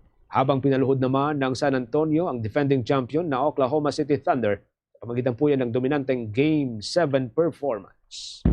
Sa iba pang balita, mga kabombo at Star Nation, nakilala na ng mga otoridad ang 10 labi na nailabas mula sa 9-story building na gumuho sa Angeles City, Pampanga mahigit 1 linggo na ang nakakaraan. Tumulong ang mga kaanak ng mga biktima na tukuyin ang pagkakakilanlan ng mga labi sa kabila ng pahirapang patukoy o itong pagtukoy sa kanilang identity dahil ilang araw na ang mga ito na nasa ilalim ng gumuhong gusali. Ngayong araw ay isa pang individual ang nailabas dahilan upang umabot na sa 12 ang bilang ng mga kumpirmadong nasawi. Ang dalawa sa mga huling nailabas ay hindi pa nakikilala. Nagsasagawa na rin ang Angeles City Health Office ng disinfection procedures sa buong operasyon upang maprotektahan ang mga responder na nagtatrabaho sa lugar dahil mula sa masangsang na amoy. Hanggang sa ngayon ay nagiging pahirapan pa rin itong clearing operation dahil sa malalaking bakal at mga concrete na pangunahing sagabal sa nagpapatuloy na retrieval operations. Sa opisyal na record ng mga otoridad, 8 individual pa rin ang pinaghahanap. Meron na lamang ho tayong 17 minutes bago po sumapit ang launa ho ng hapon.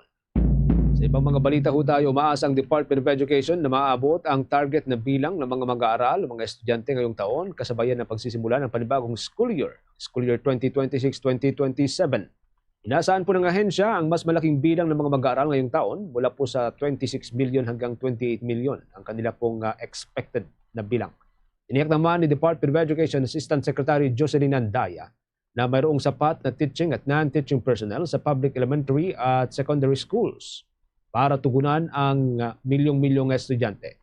Bagaman may ilang paaralan na kulang daw ho sa mga guro, sinabi ni Asikandaya na batay sa teacher-to-student ratio ng ahensya, mayroong isang guro kada 35 na mag-aaral sa elementarya. Para naman sa sekundarya, mayroong isang guro para sa 45 o 1:45 na mag-aaral. Samantala sa usapin naman po ng classroom ratio, mayroong isang silid-aralan na magagamit kada 32 mag-aaral sa elementarya o 1:32 sa ratio po ito ng classroom. Sa junior high school naman, isang silid-aralan o isang classroom ang para ho sa 39 na estudyante, habang sa senior high, isang silid-aralan ang para sa kada 36 na estudyante o 1:36. Samantala, iginiit naman ng House of Representatives ang bersyon nito ng Right to Information Bill sa Bicameral Conference Committee upang mapagkasunduan itong pagkakaiba sa panukalang naaprubahan ng Senado. Ayon kay Cagayan na D.O. Representative Lordan Suan, nais ng Kamara na manatili ang kanilang bersyon ng panukala na naglalayong magtatag ng isang independent commission na mangangasiwa sa pagpapatupad ng karapatan ng publiko sa impormasyon at transparency sa pamahalaan. Isa sa pangunahing pagkakaiba ng dalawang panukala ay kung sino ang mangangasiwa sa implementasyon ng batas sa bersyon ng Senado. Ang Department of Information and Communications Technology ang magiging oversight agency, habang sa House Bill naman ay isang hiwalay na komisyon ang itatatag para rito. Ayon sa mga taga-suporta ng panukala, mas malawak ang saklaw ng House version dahil sasaklaw ito sa lahat ng sangay ng gobyerno, kabilang ang mga constitutional offices, local government units, state universities at government-owned and controlled corporations. Giit ni Representative Suan na mahalagang maisabatas ang right to information upang mabigyang buhay ang karapatang nakasaad sa 1987 Philippine Constitution at mapalakas ang transparency, accountability, and the participation ng mamamayan sa pamahalaan. Meron na lamang ko tayong 14 na minuto bago sumapit ang alauna hulang hapon. Dako na tayo sa mga balitang tinutukan ng ating mga provincial station, mga kabombo. Unahin po natin ang balitang tinutukan ng Bombo Radyo Iloilo. Ang House Prosecution Panel umaasang pahihintulutan sila ng Senado na ipepresenta ang lahat ng ebidensya at testigo sa impeachment trial laban kay Vice President Sara Duterte. May exclusive report ang Bombo Radyo Iloilo. Umaasa ang House Prosecution Panel na pahihintulutan sila ng Senado na maipresenta ang lahat ng kanilang ebidensya at mga testigo sa nalalapit na impeachment trial laban kay Vice President Sara Duterte. Ayon kay Representative Zia Alonto Adjong, tagapagsalita ng Prosecution Panel, handa silang ilahad ang lahat ng ebidensya may kaugnayan sa mga artikulo ng impeachment upang mabigyan ng pagkakataon ang mga senator, judges at publiko na lubos na maunawaan ang mga alegasyon laban sa Vice Presidente. Sinabi ni Adjong na layunin ng prosekusyon na maipakita ng malinaw at transparent ang mga dokumento at testimonya na matistigo, kabilang ang mga bank records, tax records, statement of assets, liabilities and net worth o SALN, mga audit reports at iba pang ebidensyang nakalap sa mga pagdinig ng Kamara. Ang pahayag ni Adjong ay kasunod ng mga espekulasyon na may kaugnayan sa impeachment trial, ang mga pagbabago kamakailan lamang sa liderato at pamunuan ng ilang mga committee sa Senado. Gayunman, giniid ni Adjong na regular na nangyayari ang mga pagbabago sa committee chairmanships. Nakatakdang magsimula ang paglilitis ng Senado bilang impeachment court sa Hulyo 6 kung saan inaasahang iharap ng House prosecutors ang kanilang mga ebidensya at mga testigo laban sa Vice Presidente. Prepared naman po from the very start ang ating prosecution team, no? So they are ready to present their evidences. Pag nag-start na po ang impeachment trial, yung actual impeachment trial, they are in high spirits. We are talking here of making sure that the Constitution is alive and well. Si Representative Zia Alonto Adjong para sa Bombo Network News mula dito sa Bombo Radyo Iloilo. Ito si Bombo Ayan Gahete. This is Bombo Radyo Philippines, the number one and the most trusted source of news and information. Basta Radio Bombo! Ang pagbuo ng Senate Blue Ribbon Subcommittee sa flood control scandal, mga kabombo, sayang lang daw ng oras o pagsasayang lamang daw ng oras ayon sa isang law professor. Kaya update naman po dyan ang Bombo Radyo Kawayan. Naniniwala ang isang law professor na mas mainam kung huwag nang bumuo ng Blue Ribbon Subcommittee ang Senado kaugnay ng investigasyon sa mga umunoy anomalya sa flood control projects. Sa panayam ng Bombo Radyo Kawayan kay Atty. Randy Ariola, sinabi niyang kinakailangan pang pagdebatehan at aprobahan ng plenaryo ang pagbuo ng subcommittee, kaya posibleng sayangin lamang nito ang oras na maaari sanang ilaan na agad sa investigasyon. Ayon sa kanya, kung mabuo man ang subcommittee, dito ide-delegate ang ilang bahagi ng trabaho ng pangunahing komite. Gayunman, ang kanilang magiging output ay kailangan pang aprobahan ng main committee bago ito maging pinalat dalhin sa plenaryo para sa pagtalakay. Dagdag pa niya, kung magpapatuloy ang Senado sa pagbuo ng subcommittee, nararapat na mga miyembro nito ay magmula sa main committee at may kinatawan mula sa minority at majority blocks.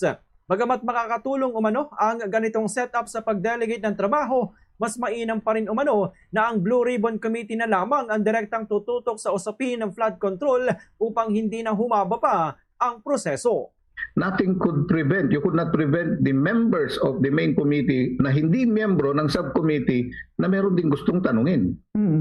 So baka magkaroon ng duplication. Malay mo, natanong na during the hearing ng subcommittee yan, pero tatanungin ulit doon sa main committee, magkakaroon ng duplication, magtatagal lang yan.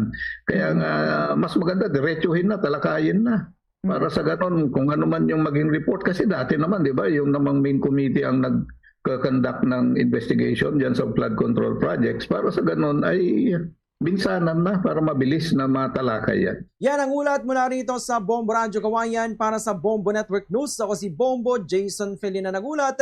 This is Bombo Radyo Philippines, the #1 and most trusted source of news and information. Basta Radyo Bombo.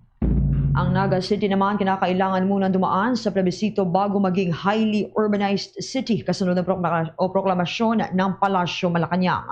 Mareport dyan ang Bombo Radyo Naga.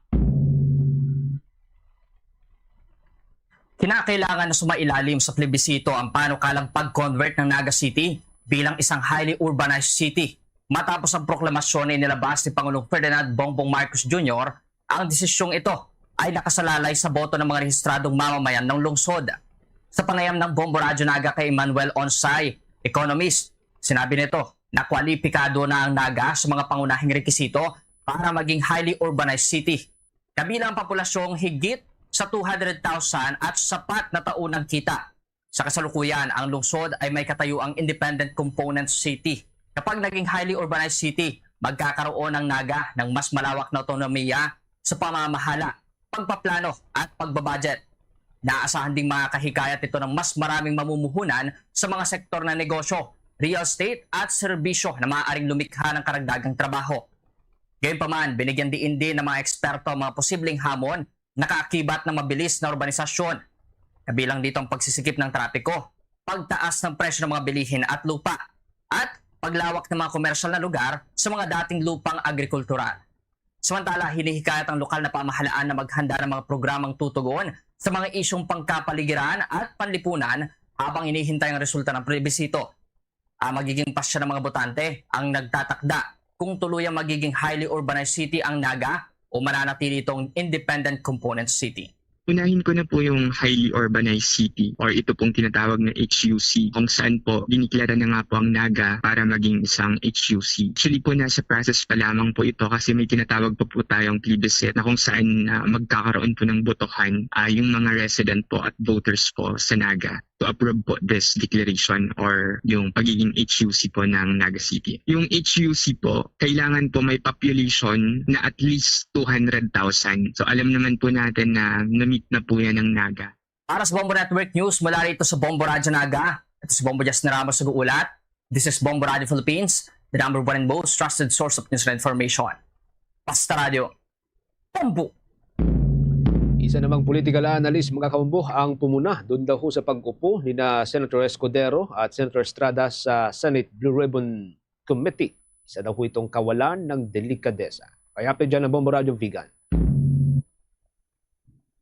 Itinuturing ng isang political analyst na kawalan ng delikadesa ang pag-upo ni na dating Senate President Cheese Escudero at Senador Jinggoy Estrada bilang miyembro ng Senate Blue Ribbon Committee. Kasabay nito ang paghahanda ng chamber na may pagpatuloy ang investigasyon sa umano'y multi-billion peso corruption sa flood control project. Sa panayam ng Bombo Radio Vegan kay Attorney Michael Henry Yusinko, sinabi nitong tila katawa-tawa na ang ilan sa mga inaasahang magsisiyasat ay sila ring iniuugnay sa mga alegasyon ng irregularidad. Anya, hindi nararapat na manguna sa isang investigasyon ang mga opisyal na nasasangkot o nadadawit sa usaping iniimbestigahan. Nakatakdang ipagpatuloy ang pagdinig sa Huwebes, Hunyo 4 sa pamamagitan ng subcommittee na pamumunuan ni Senator Rodante Marcoleta. Dapat pa bang paniwalaan yan sa kanilang ginagawa? Ito na nga yung halimbawa na sinasabi ko kanina na binababo yung institusyon eh. Kasi kakatawa eh, di ba? Hindi kahit sinong tanungin mo, hindi matutuwa doon sa nangyayaring ganyan, no? Kasi obvious naman na kung ikaw ay pinagsususpetsahan, sabihin na natin, pinagsususpetsahan pa lang na meron kang ginawa o involved ka doon sa hindi maganda, hindi naman tama na ikaw yung mag-iimbestiga doon sa bagay na hindi maganda. Kumbaga, it defies logic, it defies decency, no? Or delikadesa. So, hindi maganda. Sabihin na natin, hindi maganda yung gano'n. Yan ang ulat mula rito sa Bombo Radio Vegan para sa Bombo Network News. Ito si Bombo Maylin Cabanilla. This is Bombo Radio Philippines, the #1 and most trusted source of news and information. Basta Radio. Bombo! Bombo Sports News. Karagdagan pa rin sa ating sports news, isa pong Pinay Taekwondo athlete na si Clarence Sarza nagawi po ng medalya sa Asian Taekwondo Championship na ginanap sa may Mongolia. May update naman po dyan ng Star FM Baguio. Nagawi ng medalya ang Pinay Taekwondo athlete na si Clarence Sarza sa katatapos na 27th Asian Taekwondo Championships na ginanap sa Mongolia. Ang naturang dibisyon ay nilahukan ng nasa 26 na Taekwondo athletes mula sa iba't ibang bansa kabilang na ang Thailand, Hong Kong, China, Japan at Korea. Sa exclusive interview ng Star FM Baguio kay Coach Clarence na tubong Legazpi City, mixed emotions at hindi pa umano nagsising in ang tagumpay at karangalan na ibinigay nito sa bansa. Ibinahagi naman nito na 3 beses sa isang araw ito training at inasikaso rin nito ang kanyang nutrition bilang paghahanda sa naturang kompetisyon. Malaking hamon din umano na kanyang kinaharap ay ang temperatura sa Mongolia kung saan umabot pa sa -1 degree Celsius na may malaking epekto sa kanyang performance sa naturang torneo. Marami rin umano itong natutunan at mga kailangang ayusin para sa kanyang mga upcoming competitions na sasalihan. Given na andun yung preparation, binigay lahat ng mas lalo akong mas na-learn ko sa sarili ko ng hindi maging kontento. Yung parang mas mag-push ka pa. That I know for myself, there's more. So, hindi lang din nagtatapos lahat. Hindi ibig sabihin, ito lang yung andyan, yan lang yun. So, parang na-learn ko doon na I am capable din. I'm capable na mag-perform and parang magdala din ng isang karangalan para sa ating bansa po. Sinabi naman nito ang mga sunod na kompetisyon na kanyang lalahukan matapos sa matagumpay na torneo sa Mongolia. Ngayong July po, may 2 competition sa Korea. Chuncheon and Kibonyong po. So, yun po muna yung focus. I heard po, if I'm not mistaken, 21 ata onwards yung Chuncheon. Then, the next coming week yung Kibonyong. Mula rito sa lungsod ng Baguio, ito si Star DJ Nash and this is a Bombo Radio Philippines, the #1 and most trusted source of news and information. Basta Radio, Bombo! Tuloy-tuloy po sa pagsubaybay sa ating 32 fully digitalized AM at FM stations. Pagkatapos ho ng Bombo Network News, pwede po ninyong balikan ang mga programa ho ng ating mga provincial station na hindi po ninyo napanood, napakinggan o na-monitor sa mga nakalipas ng mga oras o mga araw. Sa mga kababayan po natin dyan sa may Visayas area, sa probinsya po ng Iloilo at mga katabing probinsya na riyan pong Bombo Radio Iloilo at ang ating news, music and entertainment station, ang Star FM Iloilo. Sa Negros area, nariyan ang Bombo Radio Bacolod at Star FM Bacolod. Sa probinsya po ng Cebu at mga katabing probinsya, ang Bombo Radio Cebu at Star FM Cebu. Sa Capiz area, nariyan pong Bombo Radio Rojas at Star FM Rojas. Yan po sa may probinsya ng Aklan, nariyan ang Bombo Radio Calibo. At sa may Leyte area at mga katabing lugar, ang Bombo Radio Tacloban. At bago tayo magtapos, mga Kabombo Star Nation, narito sama-sama tayo in union with the prayer vigil for peace. Lord, make us instruments of your peace in a world wounded by conflict, especially in the Middle East, where fear, anger, and uncertainty continue to grow. We turn to God in humble prayer. May He teach us to bring healing where there is pain, love where there is hatred, and forgiveness where there is injury. Where there is division among nations, may dialogue begin. Where there is despair, may hope rise. Where there is darkness, may His light shine. Where there is violence, may courage for peace prevail. We pray for all countries affected by tension and war. May the hearts of leaders be calmed and guided toward justice, compassion, and respect for every human life. May they seek not conflict, but understanding. O Divine Master, teach us not to seek to be understood, but to understand. Not to be consoled, but to console. Not to be loved, but to love. For it is in giving that we receive, in pardoning that we are pardoned, and in letting go of hatred that we are born into true and lasting peace. May your peace descend upon the Middle East and the whole world, upon every suffering family, every frightened child, and every weary heart. We ask this through Christ our Lord. Amen. Yan na pong kalipunan ng ating balitaan para sa Bombo Network News Noontime Edition ng back-to-back winner sa Catholic Mass Media Awards bilang Best News Program. Mula rito sa News Center Makati, this is Bombo Radio Philippines, the number one and most trusted source of news and information, Basta Radio. Bombo! For the most trusted source of news and information, visit our website at www.bomboradio.com. Follow us on Bombo Radio mobile app, Facebook, YouTube, TikTok, and X, formerly Twitter. Like, share, and stay connected. Anytime, anywhere.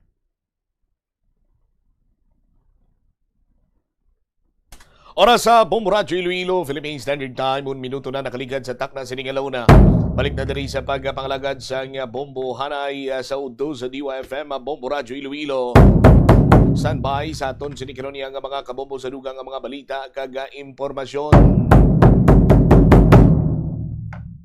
Sa sining paggagwa sa kaso ni Senator Jinggoy Estrada, graft ang una sining nagwa kung sa niinti ini ang bailable. So nagpiyansa, pero sa nasiling na gani naton hindi pa siya safe kay may kaso pa siyang plunder. Kag ining kaso nga plunder is non-bailable, ini tungod sa iskandalo man sa mahing karon sa flood control project. Well, kung balik-balikan nyo ang political track ni Senator Jinggoy Estrada, nakagini siya preso sa ini siyang alkalde sa San Juan. Sa ini siyang senador na ulamid man ini siya sa pork barrel scam. Kag lately sa flood control scam, binakadako nga anomalya sa history sang pungsod Pilipinas subong nga bag-o nga henerasyon. Kay that time may pork barrel, ZTE NBN deal, no? Ti subong niya nga henerasyon niya sa pagtuhaw sa mga Gen Z, amo ining flood control anomaly ang pinakadako sini iyang iskandalo sa pungsod na Pilipinas. Now, nahibaluan nga mayara sang plano si Senator Jinggoy Estrada natuhoy sa knee surgery. No? Amo maninggin pabutsyag ni Secretary John Vic Rimulya sa paghatag niya sang choices. Aresto or preso. Niya paminsaran ko lang kay sa karon na paminsaran ko pa yang knee surgery ko. No? Sa aton sini nga mga kauturan. So, silingon nga kung magpaidalom sa surgery si Senator Jinggoy Estrada, tikinanglan niya gid nga magtiner sa ospital. Kung magtiner siya sa ospital, kag dagdagan or magwa ng warrant of arrest niya sa kaso sini nga plunder, isaton sini nga mga kuturan, hindi man isa dali-dali nga maguyod, kag dalon dito iya sa sulod sang prisuan. Pero as of press time, sa aton sini nga mga kasimanwa, ang jail facility for Senator Estrada na-preparar na, no? Sa aton sinikaron niya nga mga kabumbo. Gimpreparar na mga biyan sa New Quezon City Jail Male Dormitory ukon QCJMD. No? Sa payatas kung sa diin tigin confirm gani ini ni DILG Secretary John Vic Rimulya sa aton sinikaron niya mga kabombo kag ang cell may ara sa bunk beds, restrooms kag potable water kag situated ini sa designated area for high profile inmates sa aton sinikaron niya nga mga kasimanwa. Ang current legal status, so araw ginatsulot check up ni SILG Rimulya. Ang current status ni Senator Jinggoy sa Digan Bayan 5th Division, why pa mag-issue sa warrant of arrest sa non-bailable nga plunder charge. Pero nag-post na ini siya bail 90,000 pesos sa separate nga graft case sa aton sinikiron niya nga mga kauturan. Now, kung magpaidalom gid man sa knee surgery si Senator Jinggoy Estrada, ang dangtan niya sini is hospital arrest. No? And this hospital arrest sa aton sini nga mga kauturan, amo ini siyang ginakabig nga the Great Escape. No?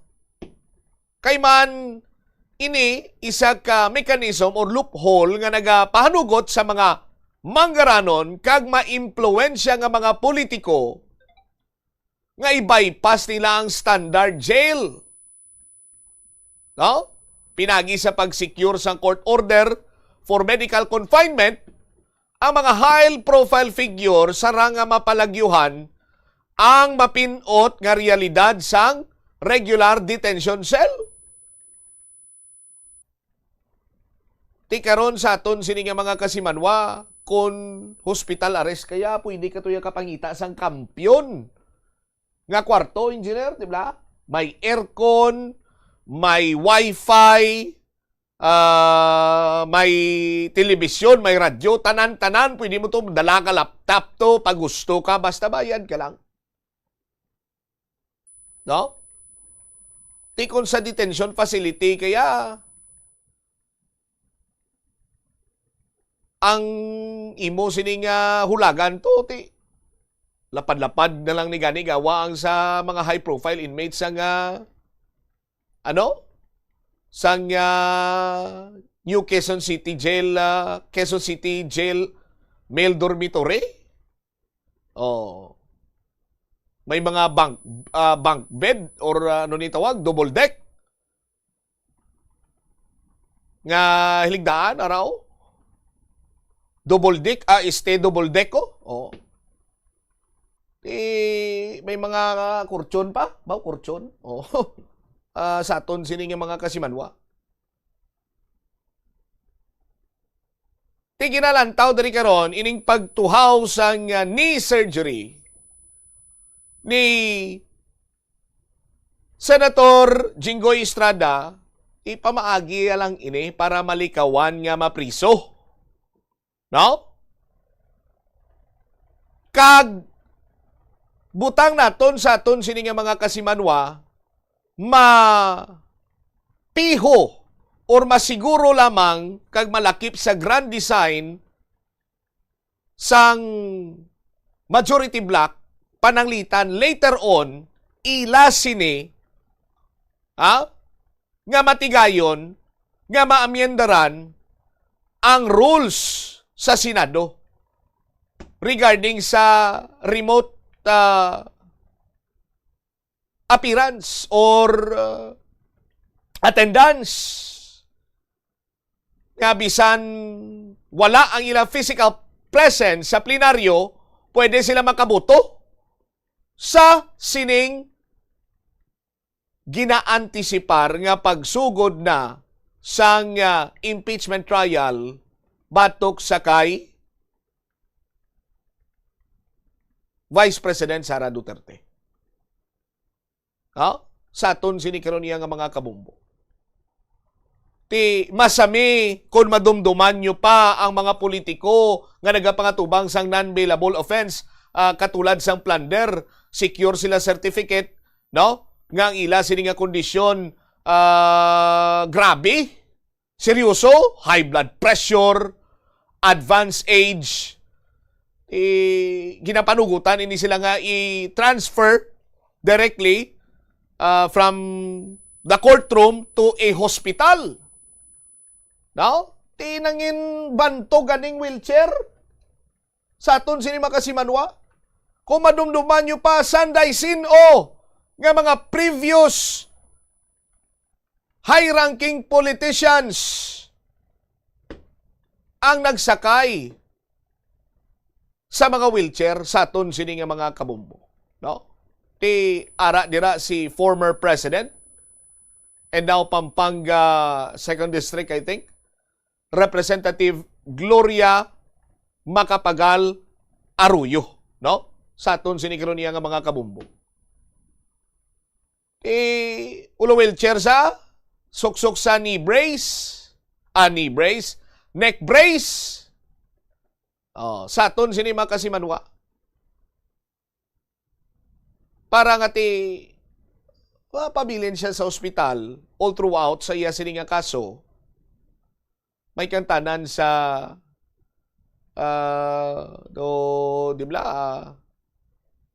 sa aton sini nga mga kasimanwa sa NBN deal man to, CTE NBN deal.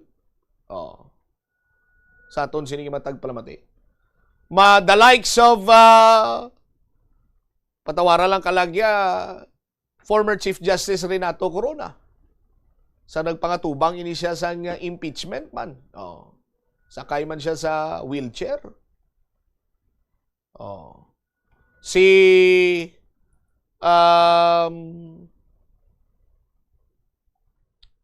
former Senator pinakatigulang, nga tawo nga gintawag na nila nga immortal gani, patawara man niya sini nga kalag. Juan Ponce Enrile. Sa aton sini makasimanwa, no? Balik kita sa kay GMA, na-detain ni siya sa charges sa electoral sabotage and plunder. No, I'm sorry sa CTE and nila. Electoral sabotage and plunder sa itong 2011, nagpabilin sa tinuig ning pabilin niya sa government-run Veterans Memorial Medical Center sa Quezon City man. Sa uli, sa na-acquit siya sa Supreme Court, dito nagwa siya. No? Pagwa iya, ayo na siya i-acquitted na engineer mo. Diba? Subong representative Japon.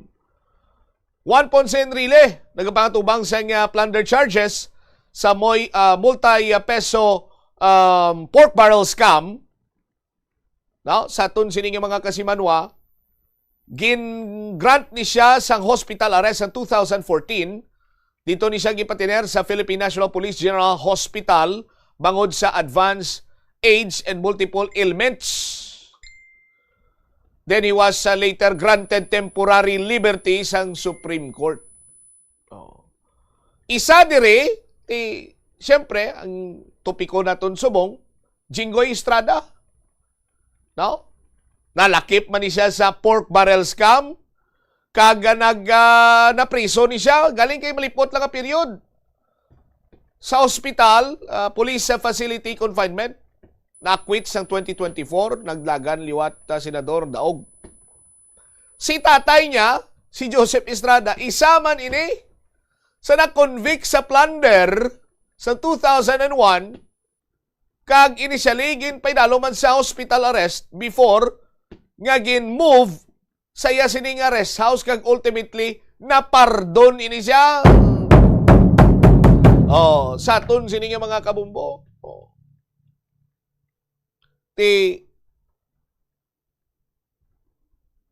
Kung ikaw ordinaryo ka lamang nga empleyado panrabaho sa gobyerno, waay kaya sang pilak, waay kaya manggad, waay kaya impluensya, no? Tilaban-laban sinibanwa, direkta kagidya sa mainit, mapaang, hindi mo maintindihan nga ambience, no? sang karsel, sang prisuhan nga ginatawag.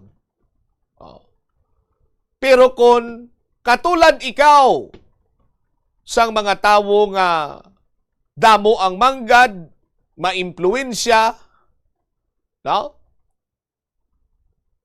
Damo koneksyon sa gobyerno, definitely sa aton sini nga mga kauturan, masarangan mo man ang magpa-hospital arrest. Kag mapalagyuhan ang pagkapriso, paglupot sa imo sa sulod sang bilangguan, sa sulod sang lock-up cell,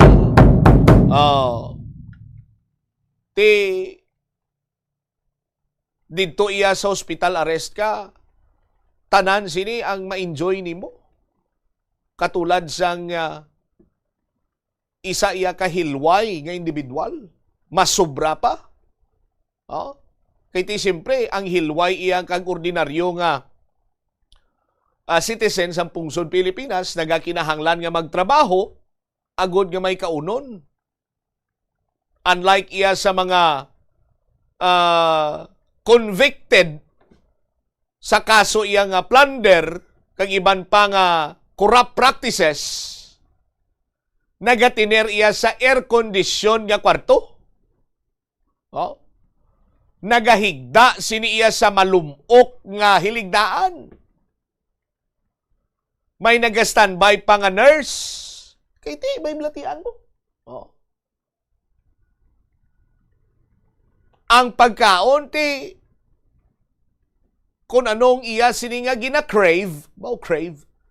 Sarang iya nga makaon. Ga-crave siya sang butang naton, anong na-crave mo subong engineer? Adobo? Adobo, ara na yun iya. Maghambal kami nga, gusto ko bake talaba, ara na yun na. Sa aton sini nga mga kasimanwa, no? Maambal ka KBL, lechon, alang-alang ro lechon nga buhaya. Alang-alang man ang lechon, kiti kung ang imoblatian is high blood pressure, ido alang-alang na. Pero pwede gyapon na. Para kay pa nga influensyado ka, damo ka sang pilak, no? Tanan sini iya sarang nga maghulag kag maangkon mo basta may ara ka sang kasubong sina. Hambalon mo malang na iya nga, hindi ko naman to kinakain, Dok. Pagkain to nang bumabantay sa akin. Tinusot yapon, pero siyempre timid-timid ka man kag paragumo ka man sa nga panit ka litson eh. Ari naman ta sa paragumo sa panit ka litson, kita mo naghirap lang sulok-sulok ko gulpi kay. Amo sinabanwa? No? Samtang ikumparar mo naman iya ang isa ka ordinaryo sini nga tawo, bisan ginpabangdan lang, priso na yon. Nasalaan lang, priso na yon.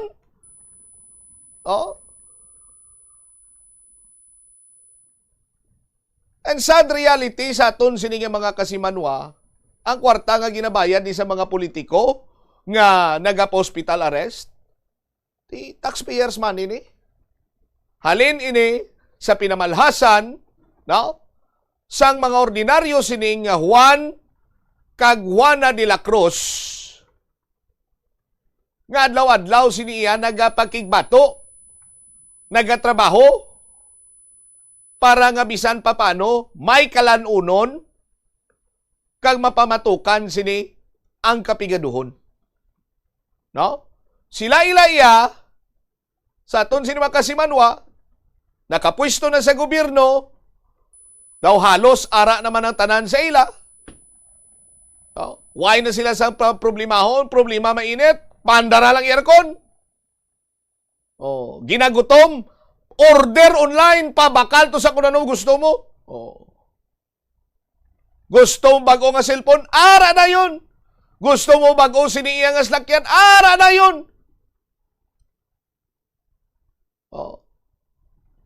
Tapos, kung mabalahuba kag makasuhan kag mapriso, mapa-hospital arrest lang.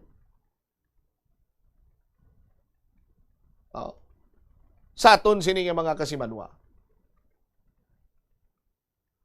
Ti isa ining hospital arrest nga ginatawag siniya Banwa nga the Great Escape.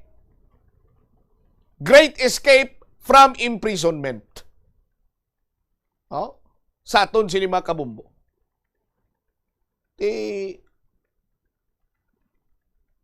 Ang ordinaryo ay han nga Juan de la Cruz pwede makahambal nga mapa-hospital arrest man siya.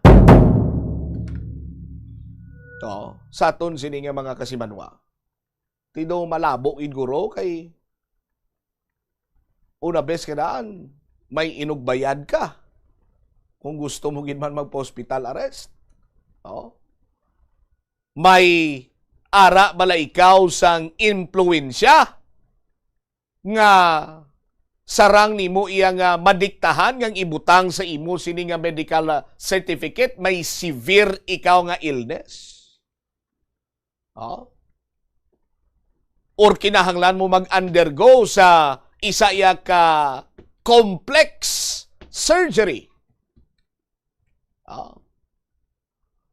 Pero kon sa bahin iya ni Senator Jinggoy,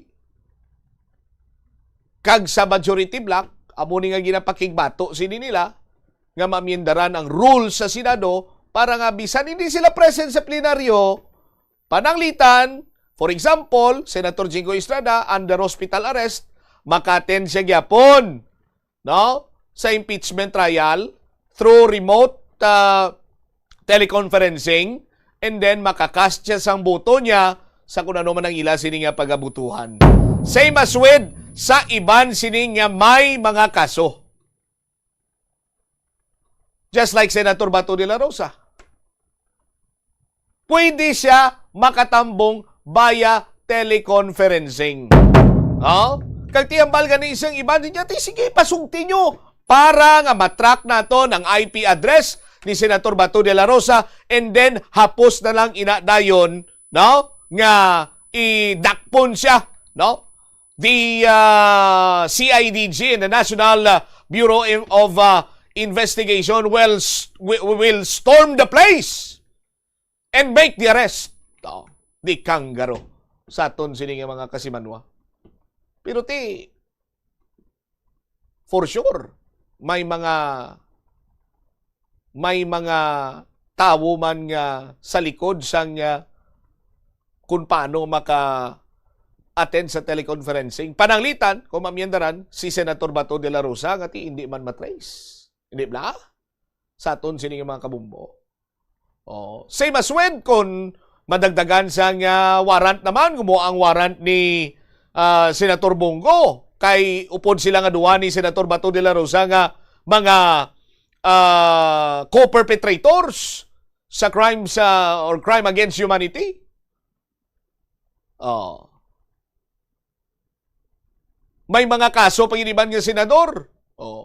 Just like Senator Chis Escudero.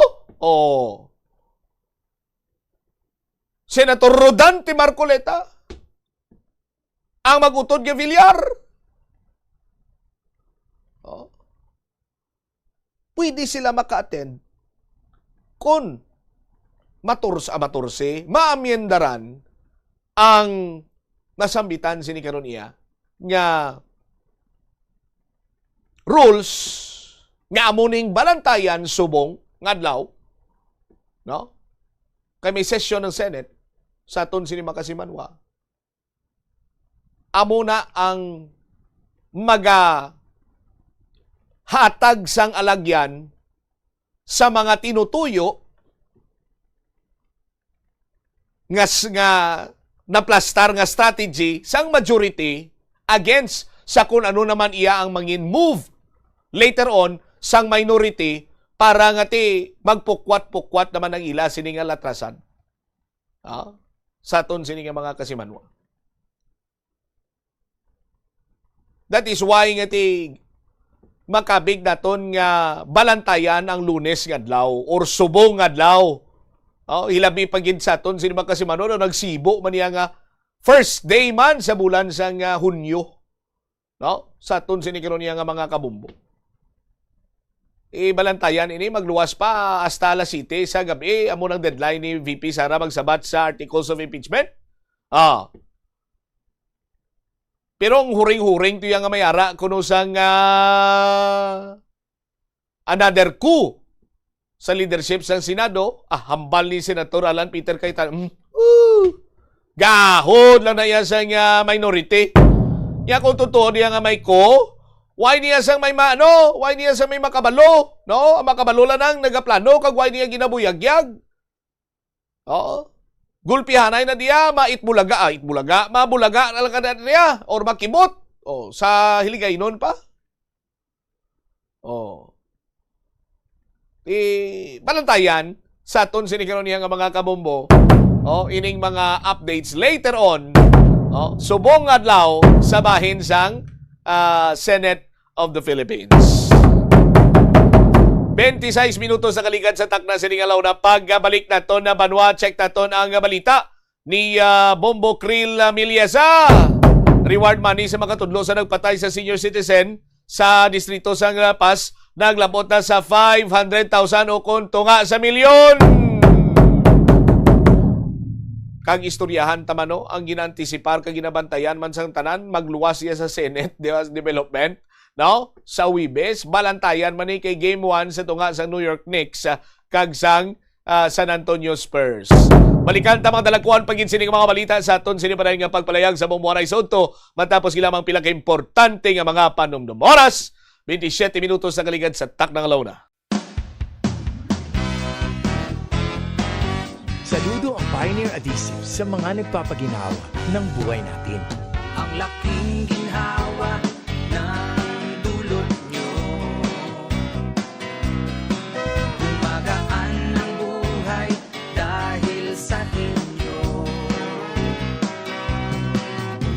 Latero, tubero, panday, mekaniko, antero, sampatero, karpintero, pintor, kaminero, relohero.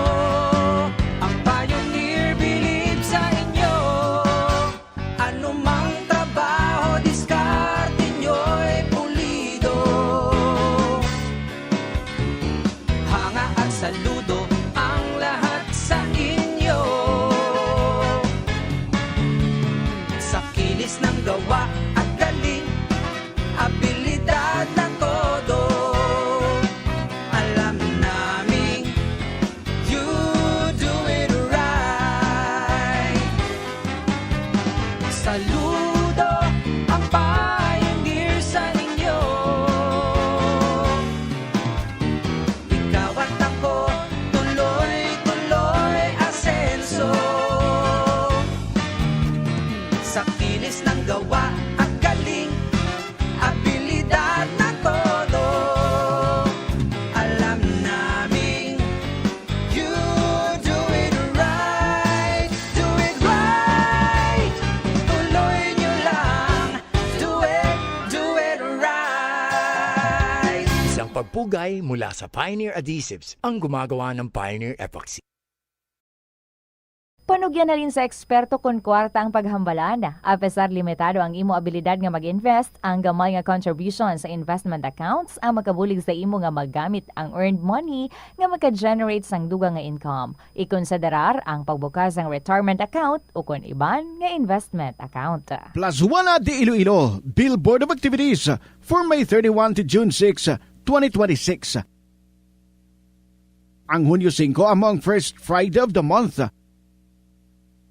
Ang 3 sa 12 ka mga promesa ni Jesus nga ginhambal pinaagi kay Sister Margaret Mary Alacoc para sa tanan nga mga devotees sang Sacred Heart of Jesus. I will establish peace in their homes. I will bestow abundant blessings upon all their undertakings.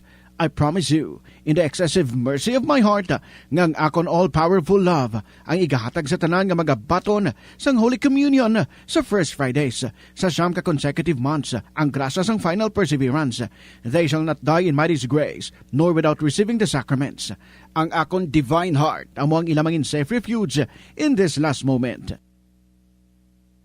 In line with this, ginaagnang tanan nga mag-attend sang First Friday Mass to honor the Sacred Heart of Jesus sa El Puente or the Bridge sa Hunyo 5, 2026, magasugod alas 5:30 sa hapon.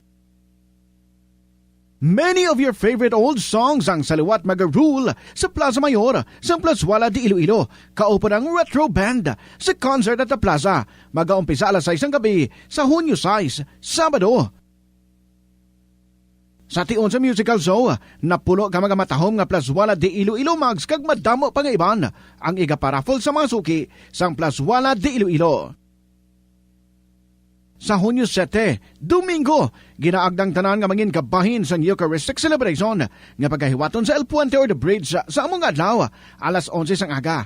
Sa tion sang Holy Mass, pangayoon naton sa Ginoo nga hatagan niya kita sang kabakod nga malampuwasan ang internal kag external problems sang aton nga pungsod. Plazuela de Iloilo, we remain to be one with you in the common hope for a better community and a progressive country in 2026. Hindi pagpunoon ang refrigerator. Kung sobra ang unod sang fridge, mabudlayan ini nga mapabilin ang tugnaw, nagahinay ang airflow kag mas madamo nga kuryente ang kinahanglan. Ipabilin nga matawhay ang unod kag painon ang mainit nga pagkaon antes ibutang sa fridge.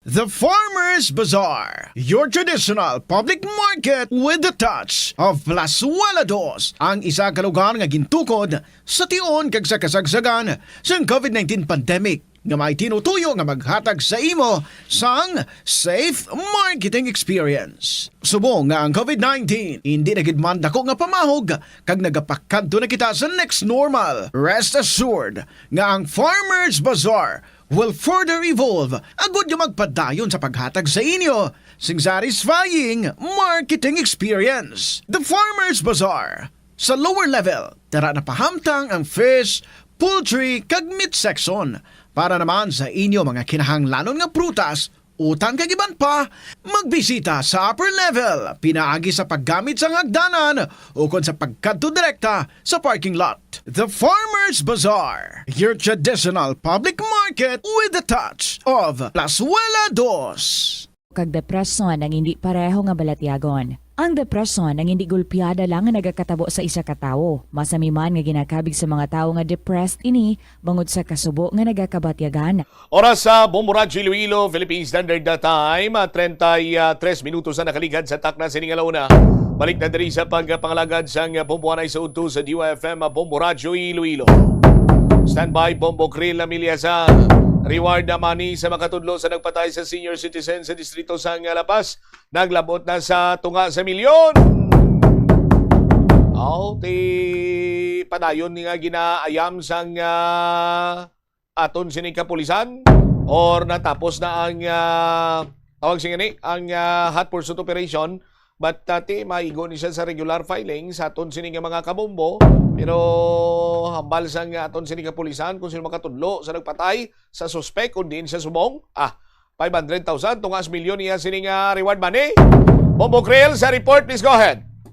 Nagalabot na diri sa tunga sa milyon o kon 500,000 pesos ang reward money nga igatanyag sa kung sino man ang makatudlo sa suspect sa pagpatay sa isa ka senior citizen sa Barangay Lidesco Village sa Buksuba, La Paz sa Mayo 24. Madungduman nga tiyang ining suspect ginkilala ini kay Jerry Lima o kon alias Pablo, anay trabahador sang ining biktima kag residente sang barangay na Husan, Mambusaw, Capiz, apang temporaryo nga nagapuyo sa may barangay Gihaman sa Banwa sang Leganesa.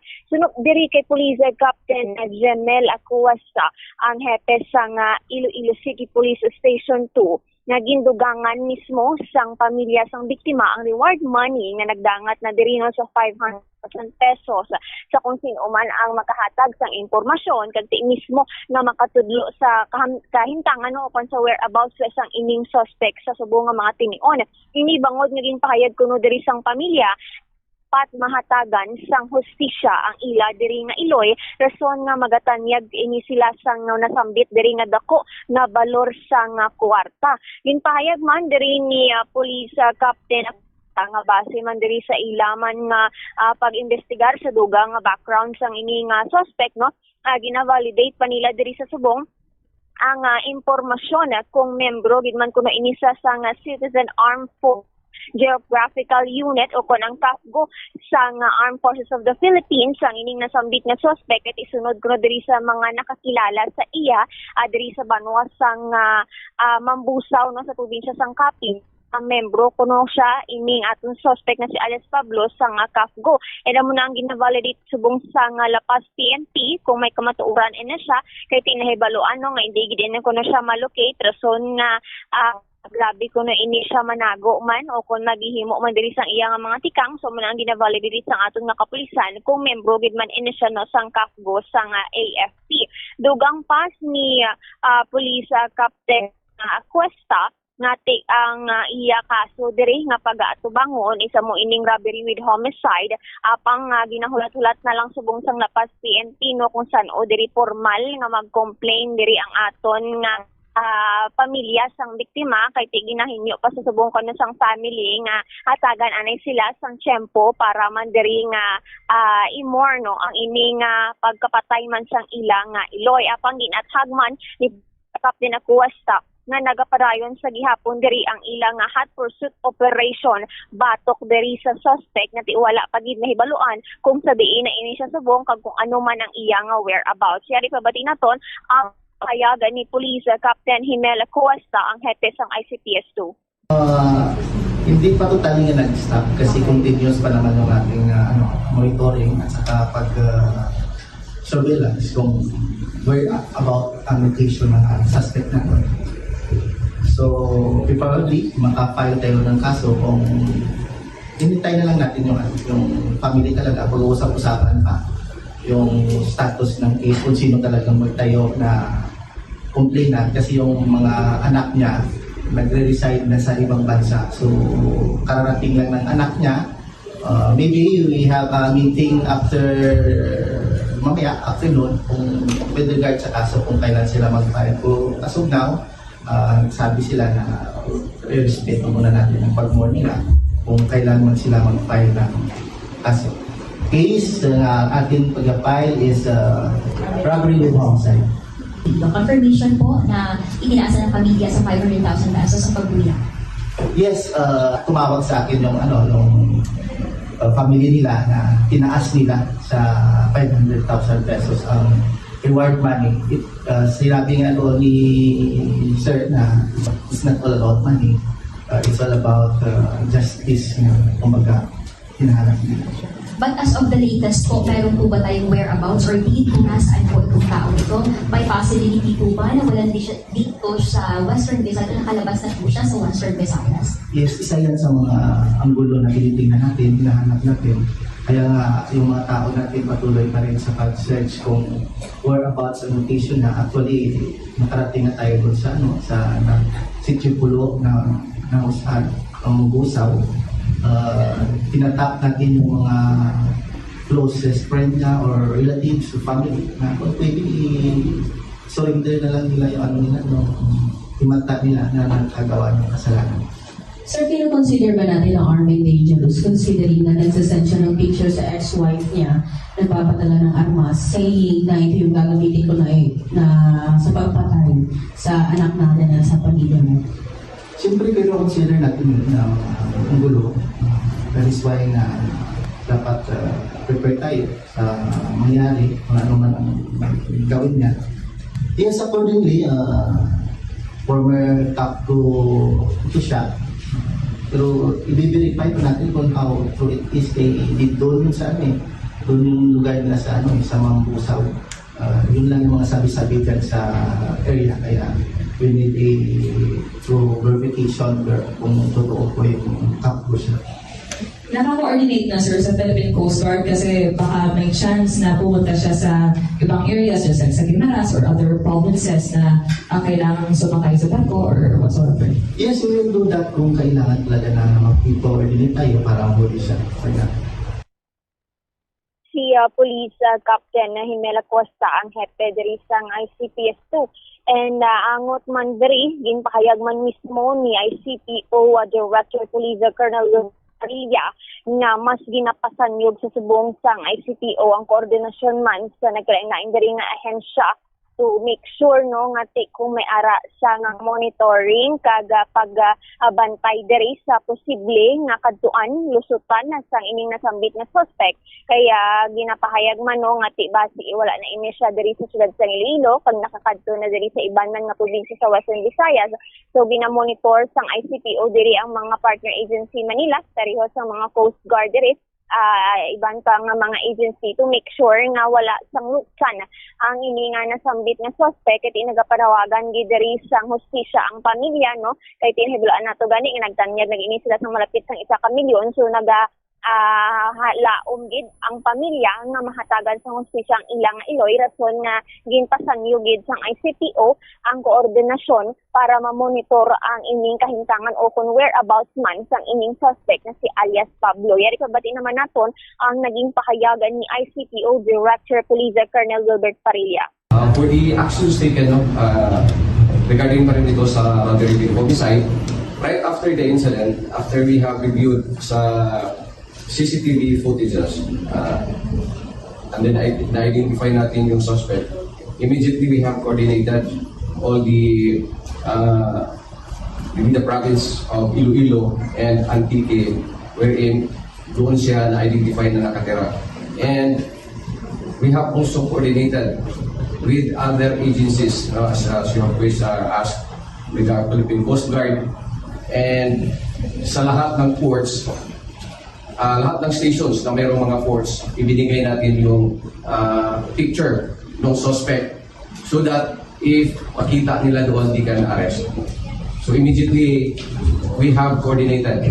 And in fact, the Regional Intelligence Division ay tumulong din sa atin. And PIU of the Iloilo Province and our CIU are working hand in hand to gather informations of the whereabouts of the suspects.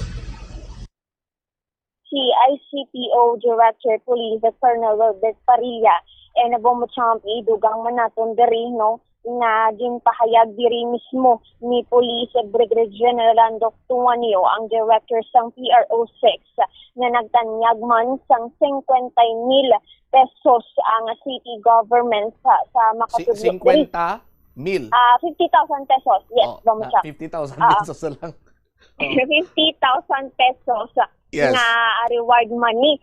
So diri paagi ko na ini sa iya nga pag-courtesy call diri kay Iloilo City Mayor isa trenya sa kung sa inin pahayag kanang mismo diri sang alkalde nga magahatag ang LGU sang dugang nga 1,000 pesos sa kung sino man ang makahatag sang impormasyon kag makadakop diri sa may suspect na si alias Pablo. So sa subong no nagalabot na sa kabugusan nga 500,000 na 50 pesos ang ining reward money nga ihatag sa kung sino man nga makahatag diri sa impormasyon batok sa ining nasambit nga suspect. So yari ikabati naton ang naging kumpirmasyon diri sang reward money o dugang reward money ni Police Brigadier General Randolph Tuanio ang director sa PRO6. Sa akin pong courtesy call na kay Mayor Reyes Chu na meron din pong reward na ilalagdag na 50,000 sa kung sino makakapagtulong sa makakahuli tungkol sa ating kaso sa 89 years old. Police Brigadier General Randolph Tuanio ang acting regional director diri sang PRO6 Bomochamp. All right. So diri ni mahibaluan kung di man kuto mga abilidad sa aton sining pulis kiti sa tuanay may mga kasubong sining mga insidente amo di bilang aton sining panindugan sa reward money Bombo Krill ngati trabaho na rin sa aton sining kapulisan nga mag ayam sa mga kriminal no trabaho din nila ginaswelduhan sila sa gobyerno ayamon ang kriminal. So there is no need na sa bahin pa sa mga reward money ganiya ugaling kiti ang pamilya nagadali at the only way sining na painsara nila nga para mapadali is magpagwa sa reward money at diretso naman na nila kag ang city government na nag-amot sa 50,000 pesos making it 550,000 pesos ang reward money sa makatudlo kundiin subong si Pablo Bobokril. Yes, Bomochamp. Ilang may mapahayag diri sa aton mga opisyales ng kapulisan nga tigin na ubraman nila diri ang ilaman nga responsibility kag duty gid nga pagadakop ng suspect, but then with given the coordination man sang pamilya sa biktima kag mention nga ti mapadasig ang hapaghatag diri sa hustisya man sa ilang nga iloy, rason nga sila na mismo ang naghatag diri sa reward money nga ti nagalabot na gid sa tunga sa milyon peso sa Bombo Champ. All right. Ini si Bombo Crepan Salis Miliaza, and this is Bombo Radio Philippines, the number one and most trusted source of news and information, basta Radyo Bombo. Salamat kid sa liwat sa imo sining follow-up report Bombo Krill. Ti amo ni ang plastada karon, no? Sa aton sining mga kabombo bangod man nga ang pamilya ti may kaya para nga mapadasig nga madakpan ining nasabitan karon nga suspitsado nagpagwa sang reward money plus mayara man sa city government, no? Sa aton sining mga kabombo, pero ti amo ni blang ambal sini naton kaga always nga ginapanindugan tanga ti ang mga pulis trabaho sini nila iya nga maglagas, magayam sa mga wanted person, mga kriminal, no? Ginaswelduhan man ni sila. Kag amo ni ang primary sini nila iyang trabaho, no? So there is no need pa iya sa sining mga reward money. Galing kay tikol ng taon mo naman sa sining reward system sa aton sining mga kabombo, no? Hindi man inaya siling nga sa pulis gin mga to. Kaya ang reward sini banwa kung sino, no, ang makahatag sa impormasyon nga mag-lead sa pagkaaresto sang certain individual, sa kay alias sa Pablo Lima nga ni Abi, for that matter, dira ko na ihatag sa magkahatag man sang informasyon, no? O galing sa aton sining mga kuturan, kung kaisa hindi taman iya malipod manigar nga nahimos na hitso naman ang tanan, balaan ako anong mga information dira, ti do medyo i-delay lang na gamay, no? Pag kung may magwa nga reward money, amo na pag-strike ta para nga makamani man ta. Inaiya, ano lang na iya, sa aton sining mga kasimanwa, mga istorya nga nabatian naton sadto anay. Hoping nga hindi na iya applicable sa subong nga mga tinion. Sa aton sining mga kabumbo. Pero sa mas labing madaling panahon, mas mayo kung madakpan ini sa aton sining kapulisan para nga mahatagan man sang hustisya ang pamilya sang biktima. 48 minutos na nakaligad sa takna sining launa, diri man sa aton sining pagpangalagad sa DYFM Bombo Radio Iloilo. Sano ganing birthday ni Vice President Sara Duterte, engineer? Sang kagapon, Domingo, May 31. No? Tiway gidya nagpaulihi ang BFF niya sang video greetings. Tiway gidya nagpauli ang BFF, best friend for... Ano ganin yung BFF? Best forever. Kay B, best, at tapos friend, F, ang F pagi forever. No? Okay. Ang BFF ni Vice President Sara Duterte kasi Attorney Claire Castro. My goodness. May ara ini siya sa ginatawag bala nga do, ano nang term ganina, engineer? Do video greetings na sa aton sining mga kabombo. For example, abi si engineer abi birthday siya kati ara siya sa luwas ang pungsod. O kung sino man dira, malayo sa iya sining pamilya. So may surprise sa iya sining mga kopdanan nga may mga video greetings sa iya sining family member nga gin pang tipon tapos gin padala gin pa play do amo sina engineer, no?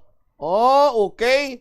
Way gid kaluwas sa iya BFF gin greet ya belated happy birthday ni Attorney Claire Castro si abogada man ni Vice President Sara Duterte. Ari balao ang video clip sa greetings ni Attorney Claire Castro. Gagayahin ko po ang kanyang pagbati ng maligayang kaarawan. So naganda po tayo ng isang mensahe para kay VP Sara. Happy birthday, VP Sara. Buka nami gidya girit-girit. Kanami gidya mangligatsyar ya kay Attorney Claire Castro, no? Bala nyo, banwa, nga mo sini ang set up or mo sini ang plastada. dumduman niyo si Ramil Madriaga, no? Atong buyagyag nga siya kuno ang bagman sang mga Duterte. Hasta sa uli nga particularly sa kay VP Sara na siya. No? And ang pamatod niya nga kilalahay sila ni Vice President Sara Duterte is ang video greetings nga amo gitong bayo man ni VP Sara. No? Naka-green siya kay during campaign period ang kolor sang Duterte is green. No? Si President Bongbong Marcos red, no? Sa aton sini nga mga kabumbo. So, ang ginpakita nga pruweba ni Mr. Ramil Madriaga nga kilalahay sila ni Vice President Sara Duterte, amo yadtong video greetings nga nagahambal, nga nagakapot amo na, happy birthday Sir Ram from VP Sara. Do sila. Pero sa pan-review, sa aton sini nga mga kauturan, hindi lang gali kay si Mr. Madriaga ang gintamyaw do video greetings ni Vice President Sara Duterte. Kunti damo-damo man sang amo sadto iya nga kay gayunan.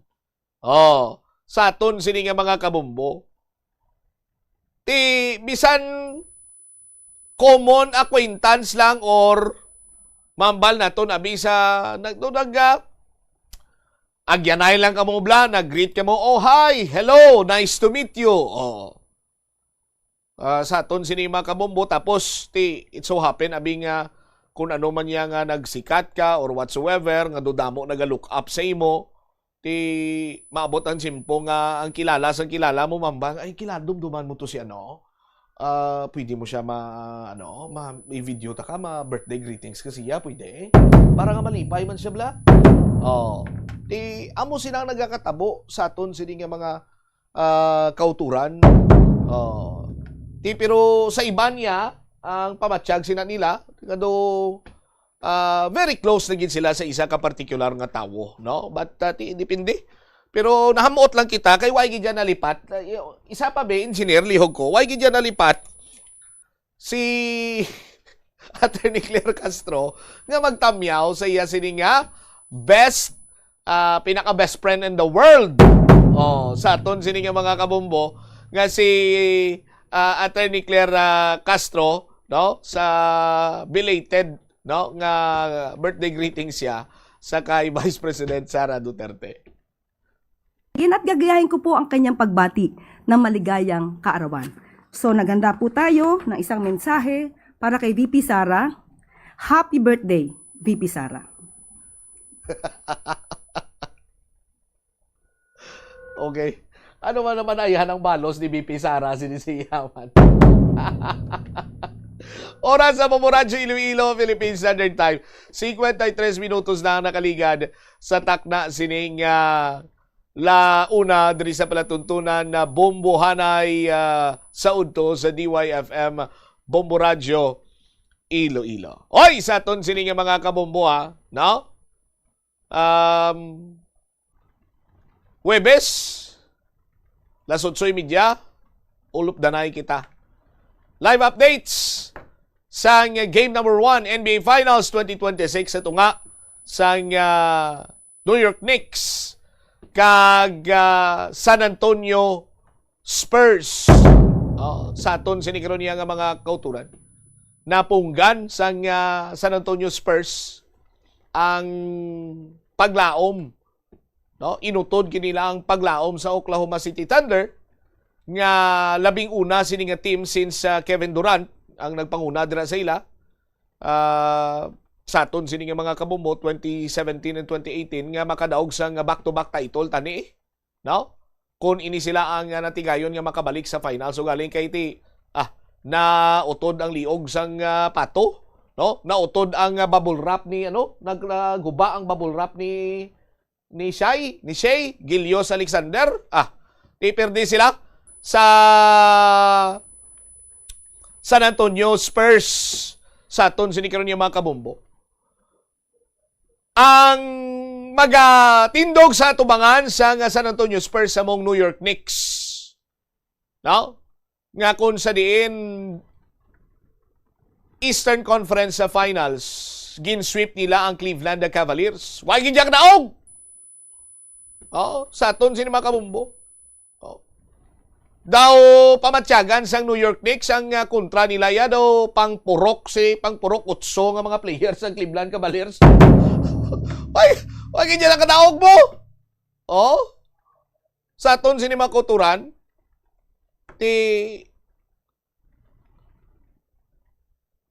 amo ining labing una nga kay gayunan, liwat nga nakasulod ang New York Knicks sa finals. Dugay na sa aton sini nga mga kabumbo nga wala gid sila gani ka sulod since 1999. Why sila kasulod sa NBA Finals? Sa aton sini mga kuturan sang 1999 ang pambato nila ni guro ni, kung ma-recall ko pa, Larry Johnson, Latrell Sprewell, Marcus Camby. 1999 ni do Detroit Pistons niyang gapanglakaak niyang ila to nga performance. But anyway, second year pa lang ni Wimby, Victor Wembanyama, sa aton sini nga mga kabombo, amo na bala ining siminto sa iya sini iyang NBA dominance. Ang pananglitan magdaog sa bahin sa NBA Finals, or syempre Jalen Bronson, ang isa sa mga may pinakadako nga heart na player sa National Basketball Association sa aton sini makasimanwa. Jalen Bronson hindi man niya 6'8", hindi man niya 6'6". Pero ang iya sining basketball IQ, taga lumapaw, kag subong man, may abilidad ang nasambitan sini iya nga guard sang New York Knicks sa aton sini nga mga kabumbong at masarangan niya gani nga abagahon ang iya sini nga team padulong iya sa kampyonato. Kag sa NBA Finals sa pangkabilugan sa aton sini karon nga mga kasimanwa. Tiara dirang bulig ni Karl Anthony Towns, si Bestie. Okay do, may isyo ni sa una siyang maglagan-lagan sa mga reaksyon kag body language ni Karl Anthony Towns. Do bukot amo, do bukot bayad. But sa hardcourt may mambal naton sa aton sini mga kabombo nga budlay man sanggon si Karl Anthony Towns. Ara dira si Josh Hart kag iban pa mga kalabanan, mga bataon nga players sang New York Knicks sa aton sini karon nga mga kabombo. Amo man sa bahin sang sang tawag sing ni San Antonio Spurs, lunsay man tong mga bataon. Hamako nimo ang mga first 10 picks, si Wimby number 1 pick ni siya mo. Si Dylan Harper number 2. Sa aton sini nga mga kabombo. May isa pa gid sila nga do 4th pick bala sa aton sini mga kultura, lipat lang ko sa pangalan. Pero bataon man, tamo ni subong ang kayaba sa bahin sa San Antonio Spurs.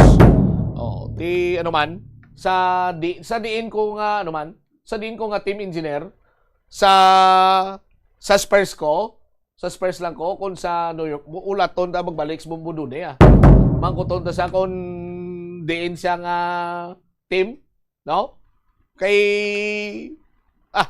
kung magdeklarar ko yung nga kontra kong Spurs, bahala na da. Maon ko mas di sa kangina ni. Kung magambal naman ko nga sa kontra ko sa next at ikaluluoy naman ng next ako ni. Galing iti, amo lang na Asta lang kita dre. Pero sa aton sini nga mga kabombo, seriously speaking, by Thursday, sa aton sini mga kasimano, lulupod kita dre. Why man ko sa ang paborito ko nga team do, wala naman nakasulod sa sa tawag siya sa finals. Ay, hindi. Though, ang ulihi, ay hindi naka-Lakers pa ya si Carmelo, abi mo. Antes siya mag-retire. Di ba naka-Lakers pa siya? Pero sa una, sa New York, kini siya hampang. That is why nga santo, ang paborito kong team is sa New York Knicks. Oh, di kay ara si Carmelo Anthony, pero ti why na subong si Carmelo No? Sa aton sining mga kabumbo. Kag so far daw duway man ko sang dumay na namian ginya. Although dami sila tanan magampang pero duway ko sa may ginahangaan subong player sa NBA abi engineer Alberm. No? Ang gasulod niya sa pinsar ko, Jania Barintos yapon. Sa aton mga Jojo Lastimosa, mga Bong Hawkins, sa PBA naman kita ya. Magulpiada lang nagkanto kita sa PBA. Anyway, standby na kamo sa kapon lamang program. Kaupod naman sa kay Tita Regine. Ini mo alaga ni mo ang kurmahan, bombot siya, mablanco, gabilin sa imo. Sang manayanaya nga hapon. May God bless us all. This is Bombo Radio Philippines, the number one and most trusted source of news and information. Basta Radio Bombo! Plazuela de Iloilo, Billboard of Activities for May 31 to June 6, 2026. Ang Hunyo 5 among first Friday of the month. Ang 3 sa 12 ka mga promesa ni Jesus nga ginhambal pinaagi kay Sister Margaret Mary Alacoc para sa tanan nga mga devotees sang Sacred Heart of Jesus. I will establish peace in their homes. I will bestow abundant blessings upon all their undertakings. I promise you, in the excessive mercy of my heart, ngang akon all-powerful love, ang igahatag sa tanan nga magabaton sang Holy Communion sa First Fridays, sa siyam ka consecutive months, ang grasa sang final perseverance. They shall not die in my disgrace, nor without receiving the sacraments. Ang akon divine heart, amo ang ilamangin safe refuge in this last moment. In line with this, ginaagdang tanan nga mag-attend sang First Friday Mass to honor the Sacred Heart of Jesus sa El Puente or the Bridge sa Hunyo 5, 2026, magasugod alas 5:30 sa hapon. Many of your favorite old songs ang saliwat magarule sa Plaza Mayor sa Plazuela de Iloilo. Kaupo ng Retro Band sa concert at the Plaza. Mag-aumpisa alas 6 ng gabi sa Hunyo 6, Sabado. Sa tion sa musical show, napulo ka mga matahom nga Plazuela de Iloilo mags kag madamo pa nga iban ang igaparaffle sa mga suki sang Plazuela de Iloilo. Sa Hunyo 7, Domingo, ginaagdang tanan nga mangin kabahin sang Eucharistic celebration nga pagkahiwaton sa El Puente or the Bridge sa among adlaw alas 11 sang aga. Sa tion sang Holy Mass, pangayoon naton sa Ginoo nga hatagan niya kita sang kabakod nga malampuwasan ang internal kag external problems sang aton nga pungsod. Plazuela de Iloilo, we remain to be one with you in the common hope for a better community and a progressive country in 2026. Kabombo, yari ang pwede mong himuon agud makakinot kita sa paggamit sang enerhiya. Nagagamit ka man bala sang water dispenser sa imo balay o kuno opisina? Ini nga kagamitan ang isa sa mga appliances nga mahakog magkonsumo sang kuryente. Ang paggamit sang dispenser nga may capacity nga 630 watts ang mahimo makadugang sang tubtub sa 600 pesos sa imo electric bill. Gani para makakinot sang kuryente, ipasiguro gid nga ma-unplug ang water dispenser sa imo balay ukon sa opisina kung wala na ini ginagamit. Yari ang mga simpleng nga paagi agod makakinot sang tubig. Tinguba ang mga lalabahan kag tinguba man ang pagpanglaba. Ang pagpanglaba sang isa ka bes sa isa ka semana ang nagakinot sang naglabot sa 50 litro sang tubig. Kung nagagamit sang washing machine, iset ini sa mas manubo nga wash cycle. Makakinot ka na sa tubig, makakinot ka pa sa enerhiya.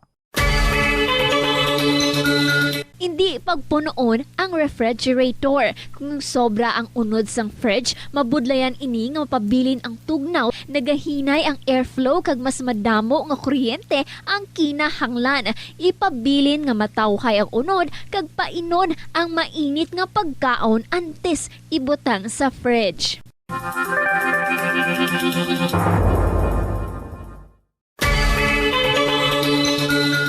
Kung nagaluto ka sa kusina, ipasiguro nga husto ang kadakuon o sukat sang kaldero. kasirola o kalaha sa burner nga ginagamit sa pagluto. Makabulig ini para malikawan ang pag-awas sang kalayo sa kilid kag para mas madasig nga maluto ang pagkaon.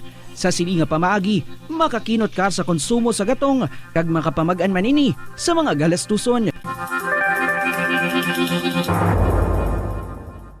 Panugyan na rin sa eksperto kung kwarta ang paghambalan. Apesar limitado ang imo abilidad nga mag-invest, ang gamay nga contribution sa investment accounts ang makabulig sa imo nga maggamit ang earned money nga maka-generate sang dugang nga income. Ikonsiderar ang pagbukas ng retirement account o kung iban nga investment account.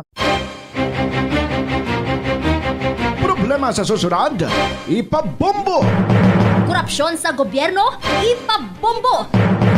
Kakulang sang serbisyo sa matalatapan sang gobyerno, ipabombo! Inhustisya kag hindi patas nga pagtrato, ipabombo! Ipabombo! Programa sang Bombo Radio bilang dalampan sang banwa, ipabombo! Ipabombo! Problema sang komunidad, ipalabot naton sa natunggan kag solusyonan, ipabombo! Ipabombo! Diri lamang sa number 1, the most trusted source of news and information, Bombo Radio Philippines. Basta Radio Bombo! Tanan kita mayara sang mabulig agud pakibatuan ang climate change. Magamit sang bag nga pwede magamit sang liwat-liwat agud mabuhinan ang plastic bag nga ginahaboy. Bangod dinhi nagatugas ang greenhouse gases. Ikaduha, hindi masumi magamit sang computer. Kung 4 ka oras lamang sa isa ka adlaw ang imo nga paggamit sang computer, makabuhing ka na sang carbon dioxide emission nga 83%. Ikatatlo, kung malapit man lang imo nga kaladuan, mas maayo nga maglakat o kung magsakay na lang sa bike. Magluwas sa makakinot ka na, mabuhinan pang polusyon nga nagatugas ang climate change. Yari ang isa ka praktikal nga pamaagi agud makakinot sa paggamit sang tubig. Pag-usar liwat sang tubig. Kolektahon ng tubig nga gingamit sa pagpanglaba o kung ang tubig nga nagatulo gikan sa aircon. Pwede mo ina magamit sa pagpanglimpyo sa salog, pagflash o kung pagbunyag sang tanom.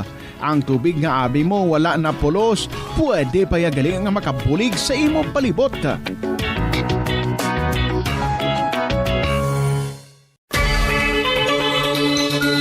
Limitahan ang pag-charge sang devices. Hindi pagpabayaan nga naka-plug ang phone, laptop o kung tablet kung puno na ang battery. Patyon o kung i-unplug gilayon kung tapos na. Makakinot ini bisan gamay lang per device. Ilabi na kung madamo ang empleyado sa opisina.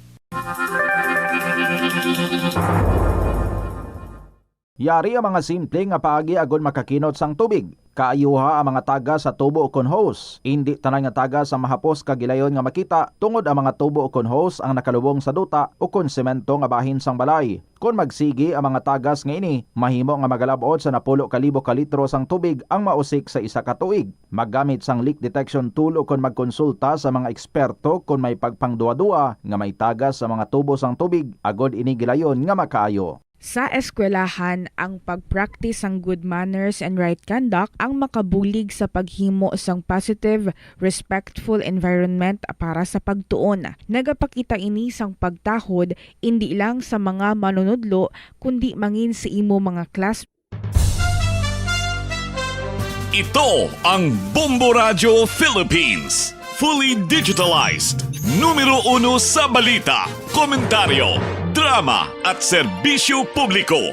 Bombo Radio Philippines. Bombo Radio Philippines. Unmatched. Number 1 and most trusted source of news and information. Basta Radio Bombo!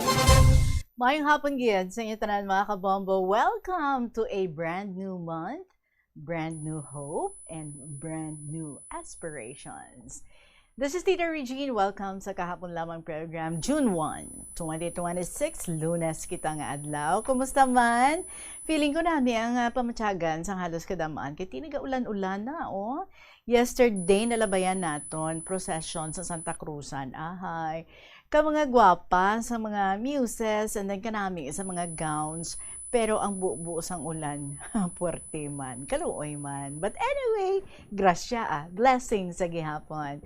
So let's stay positive. Sa sining nga hapon, mag-enjoy na naman kita sa mga istorya nga aton nga nabaton diri and i-continue naton ang wala ta natapos nga chapter sang kabuhin ni Mr. MSS sang Quezon City.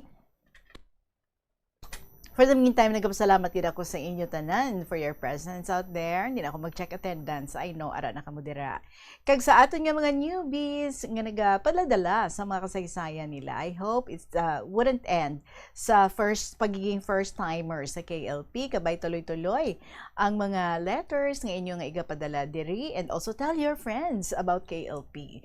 Nga sila man kaangay ninyo, paligid nga maka-share, makapadala, maka-istorya sang ilang na eksperyensyahan sa kabuhi. Diri sa kahapon lamang program, very easy ang paghimo sa mga kasaysayan. Kung paano makalabot diri, i-email nyo lang sa bombo_iloilo@bomboradio.info or sulaton and ipadala sa kahapon lamang program DYFM Bombo Radio Iloilo, Sky City Tower, Mapa Street, Iloilo City. Kaupo ninyo si Tita Regine on a Monday, 11 minutes after 2 o'clock. Ari na, si Cookie Zamora para sa aton nga song sa sininga hapon. Ikaw na kaya? Good afternoon, welcome sa kahapon lamang program.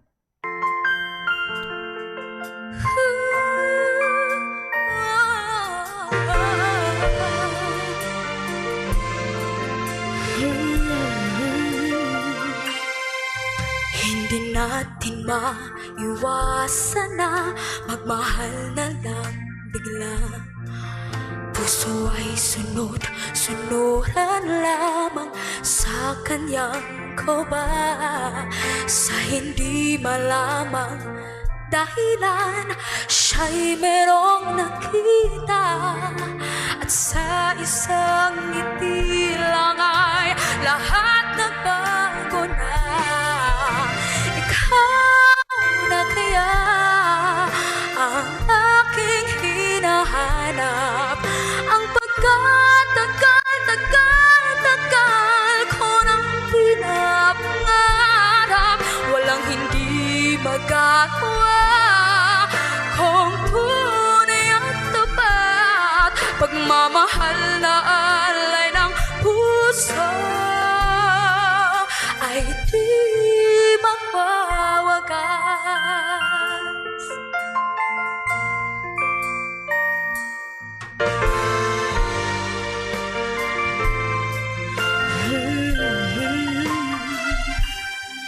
Minsan ang isang simpleng ngiti ay mayroong saya, isang tapat na hangarin at pangakong dakila.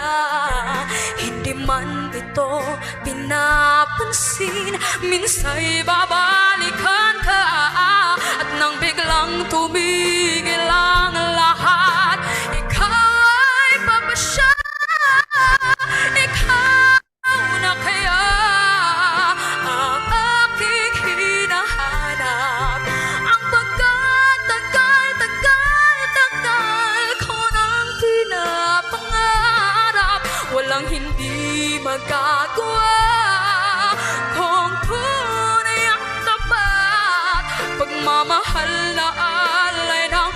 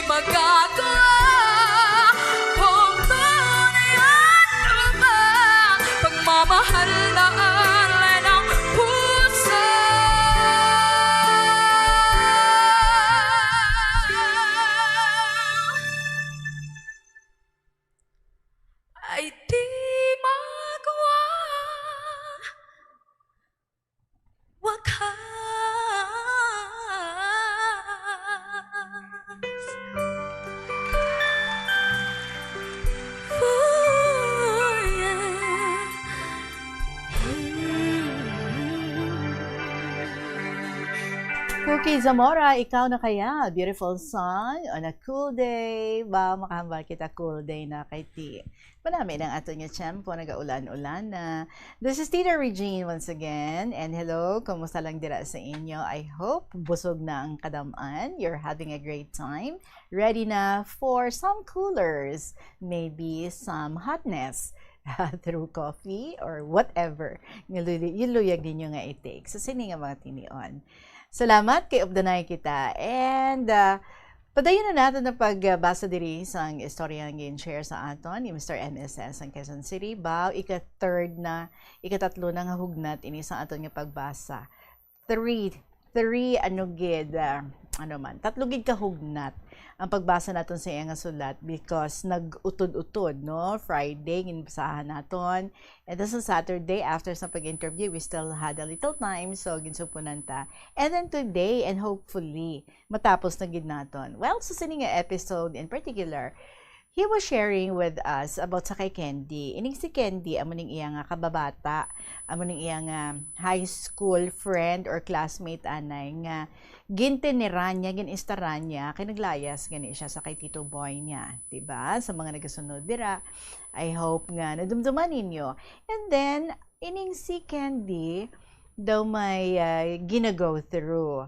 Kaya hindi siya maka-eskwela, so permila siya nagalagaw, kag ti bit niya man ining si Mr. MSS. So, obdanay sila nga duha permi. Pero ini siya, may boyfriend man. Tapos si Mr. MSS, may girlfriend man. But all of a sudden, ginsidus na ni Candy si Mr. MSS. And she was so frank to say nga ti, gusto niya si Mr. MSS, kag gusto niya gid nga agawon na sa iya nga girlfriend, si Mr. MSS. So, ginasidus niya, ginahalok-halukan niya na. Kag gini mga paghalok-halok niya, naghatag, nagpukaw, sang mainit nga balatsagon sa kay Mr. MSS. So, padayon na naton ang iyang sulat and kabay matapos naton sa saning hapon. So, Tita Regine, nagtindog si Candy sa iya ginapungkuan. Ang iya gali ginasoksok, t-shirt, nga ang kalabaon hasta 2 inches above the knee. Wala siya shorts nga ginasoksok, kundi underwear lang. Amo ina siya kakomportable maghulag sa atubangan ko, tita. Ginkuha niya ang duha ka legs ko kag ginpaatubang sa iya, kag nagpungko siya nga pasabak sa akon. Gintungtong niya ang iya mga butkon palibot sa liog ko, kag liwat ginhalukan naman ako.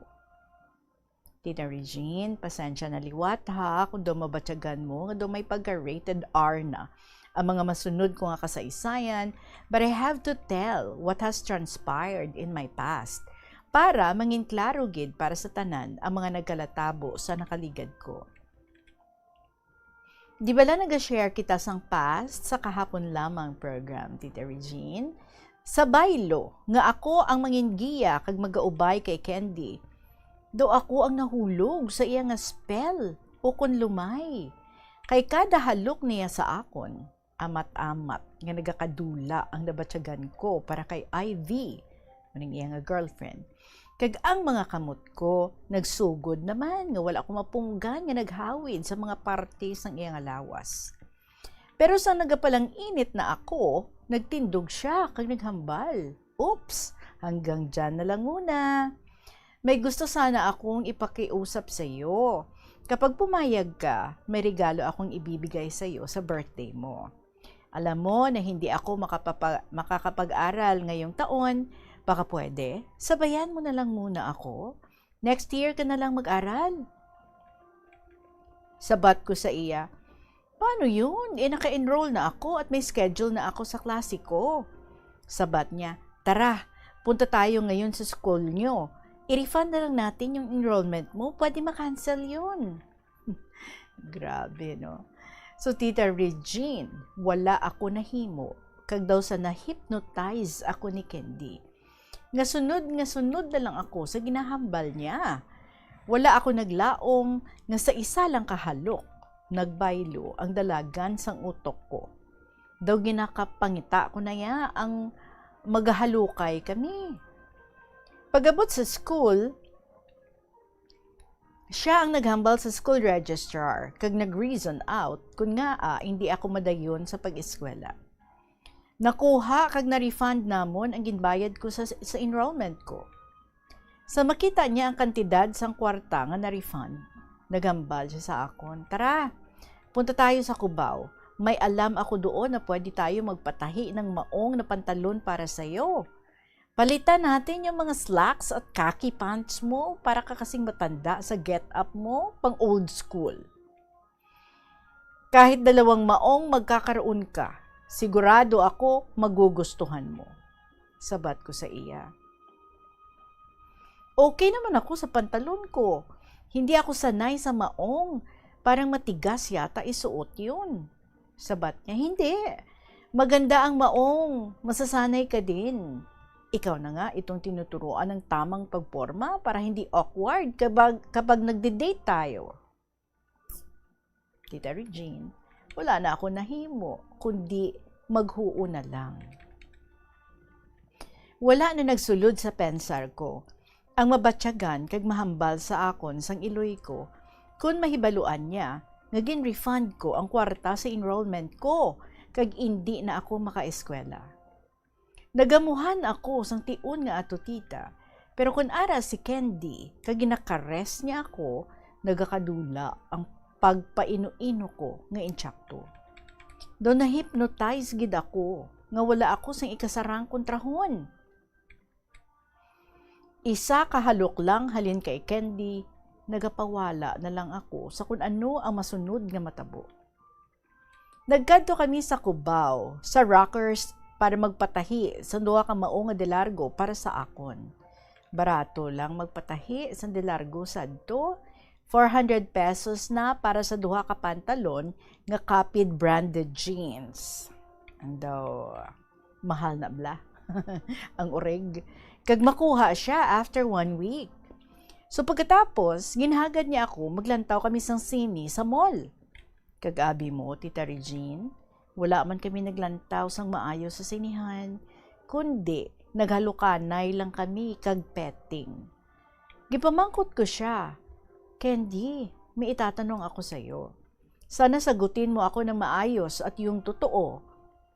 Bakit magaling ka na humalik at parang sanay ka na sa ganito?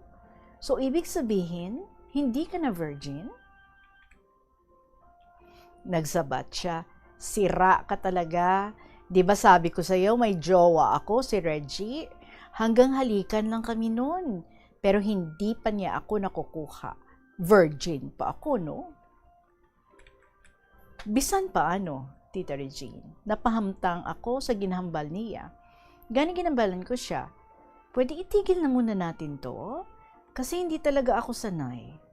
Mabuti pa, akbayan na lang kita at sumandal ka sa dibdib ko para maipadama ko na lang sa'yo na kung talagang magiging tayo, iingatan kita at hindi kita gagalawin hanggat hindi tayo kasal. Sabat niya, ay, ayaw ko na ganun. Boring. Basta, gusto ko may kissing tayo at ayaw ko na iisipin mo o babanggitin mo ang ex-jowa mo na sinunal. Ex mo na yon at akin ka na. Period. Hambal ko man sa iya. Pagkatapos namon maglantaw sa sine, madiretso na lang kami pauli kay basi mamangkot ang iya magulang kun nga ang nagabihan kami sang uli. Pagabot sa balay, maayo na lang nga wala pa kaabot si Zel. Gani, napahamtang ako sa ginabatsyag ko. At least, nauna kami kaabot sa balay para hindi na lang siya mamangkot, kundiin kami nagkadto, kag nga nagabihan kami. Pagkaaga, balik naman ako sa usual routine ko. Ako ang nagaatipan sa gihapon sang amon palamahawon. Ang kinalain lang, Tita Regine, basta makalakat na si Zel, ara naman na kami ni Candy sa kissing kag caressing scenario nga patago. Do ginapangita ko naman ina, tita, nadimat na ako. 16 years old, naga-experience ako sang love and romance sa kabuhi. Wala naman na ako nagatawag sa iloy ko kada Biyernes, kay nagalikaw ako, nga pamangkuton ako, kay nakahibalo ako, nga kabutigan lang ang isabat ko sa iya. Nakabatsyag ako sang kaluoy sa iloy ko, pero nakahimo na ako sang sala sa iya. Naimpluwensyahan ako ni Candy. Nagbaliskad ang natabo. Sa baylo nga ako ang magpabag-o sa iya, ako ang napabag-o niya. Sa nagapalapit na ang adlaw sang birthday ko, June 17, pirmi ni Candy ginahambal sa akon nga may special siya kuno nga ihatag nga regalo sa akon. Tama kuno ini kamahal, pero masarangan niya kuno ihatag sa akon kay love na love niya gid kuno ako. Gipamangkot man niya ako kung ano kuno ang gusto ko nga handa para sa birthday ko. Hambal ko, okay na ang spaghetti, soft drinks, cake at pizza. Ilan lang naman tayong kakain. Namakal kami sa many grocery stores sa mga panakot para sa birthday ko. June 17, 1994, adlaw sang ika-17th birthday ko. Aga pa ako nagbugtaw, amo man si Candy, para magluto sang handa ko. Siyempre, may birthday greeting siya sa akon, kag kiss sa lips. Dugay-dugay, nagbugtaw naman si Zel, Ana kag Winwin para magpamahaw.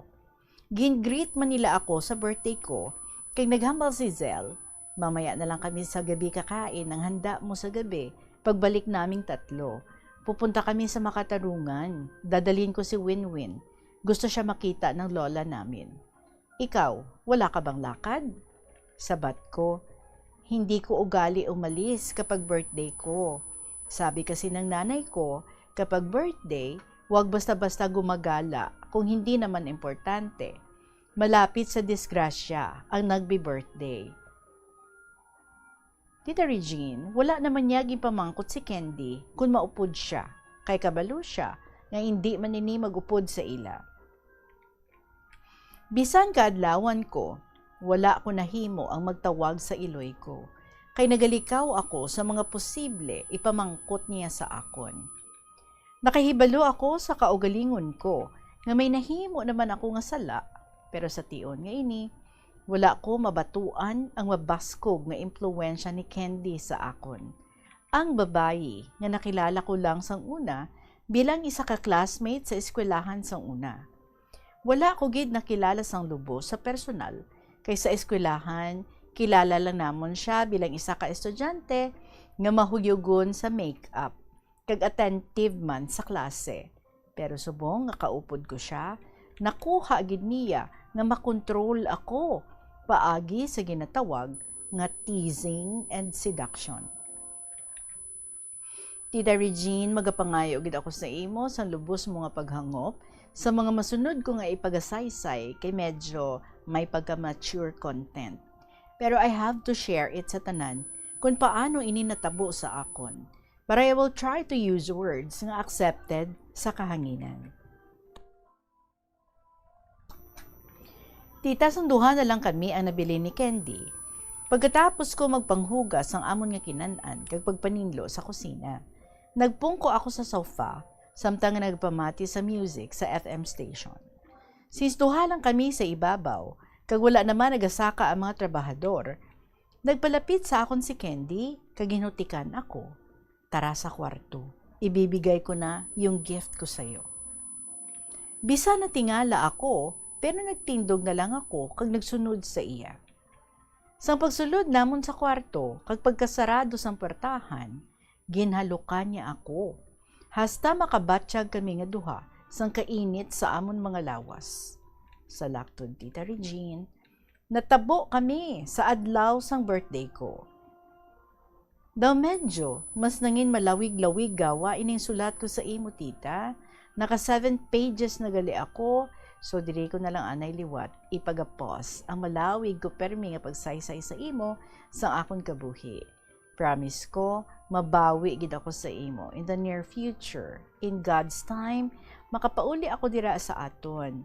As always, madamoy nga salamat sa imo pagbasa sa mga sulat ko, tubtob sa masunod nga kasugpon. Sincerely yours, Tita, Mr. MSS of Quezon City.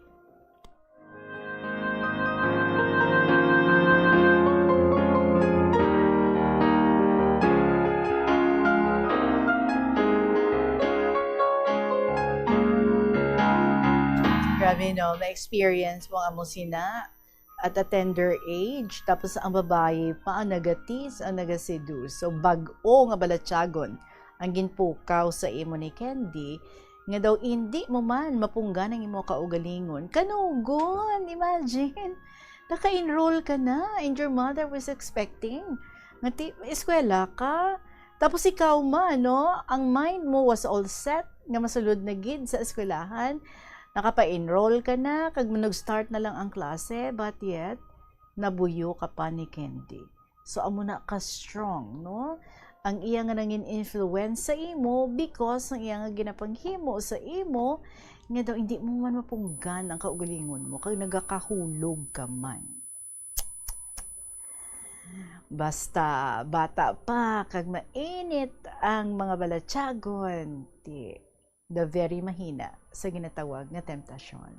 Salamat gid sa imong gin-share nga ini nga episode sa imong kabuhi.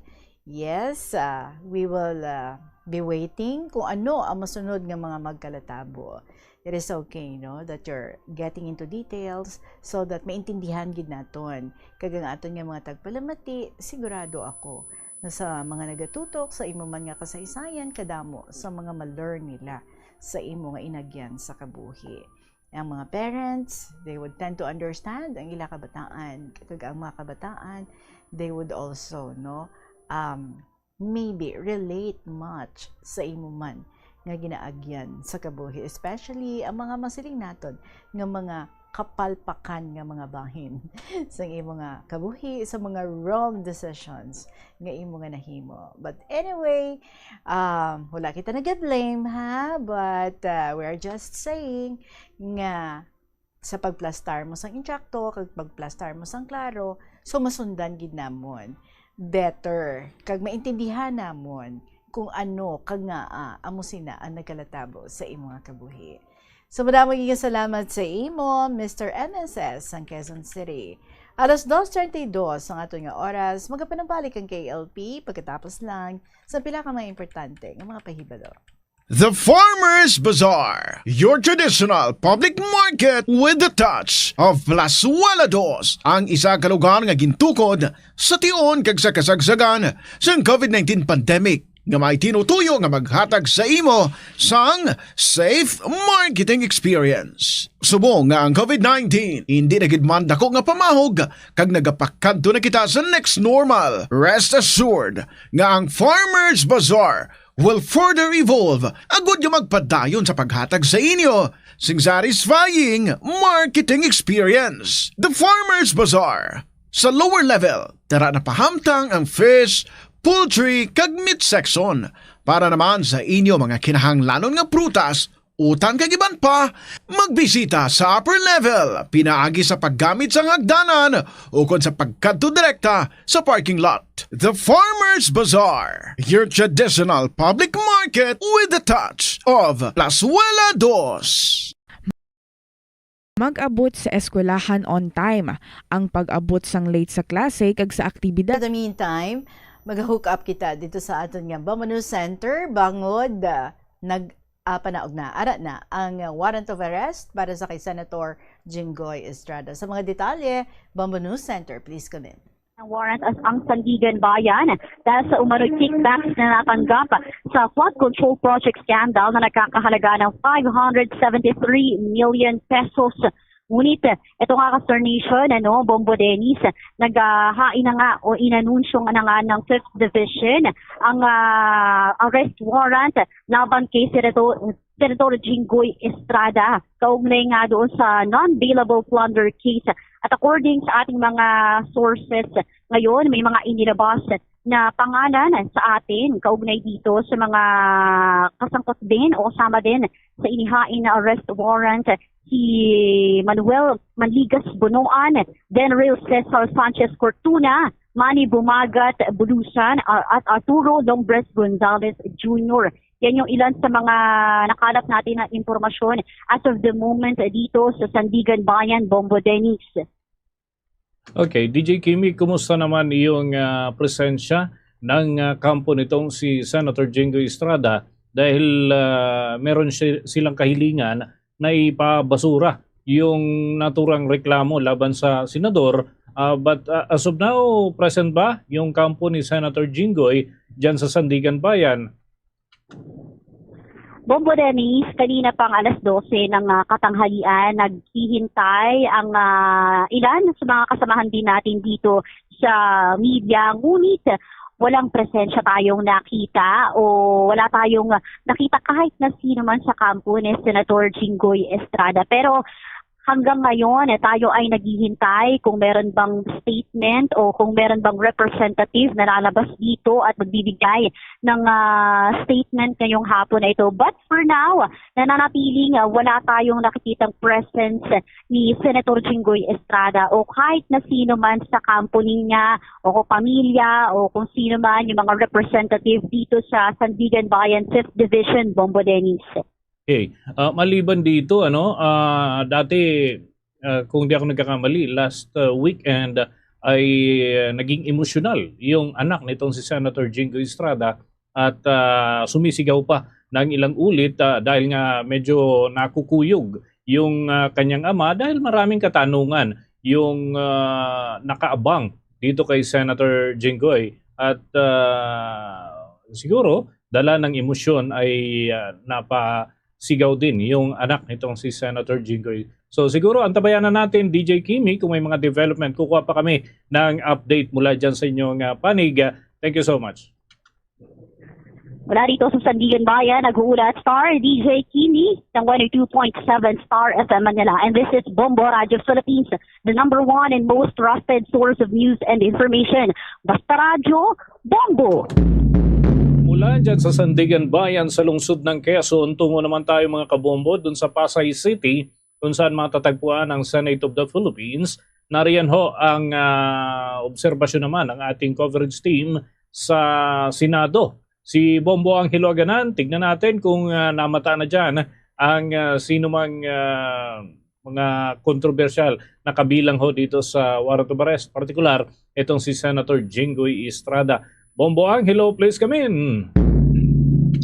Bombo Dennis, aktibo nga nating inaantabayanan at binabantayan itong pagdating dito ni Senator Jinggoy Estrada kung siya ay papasok pa dito sa Senado matapos nga na maglabas itong arrest warrant laban sa kanya sa kasong plunder. Sa ngayon, Bombo Dennis, nandito tayo sa unang palapag ng Senado at binabantayan natin itong gusali kung saan dadaan itong si Senator Jinggoy Estrada o maaaring dumaan itong si Senator Jinggoy Estrada galing sa parking area ng Senate, Bombo Dennis.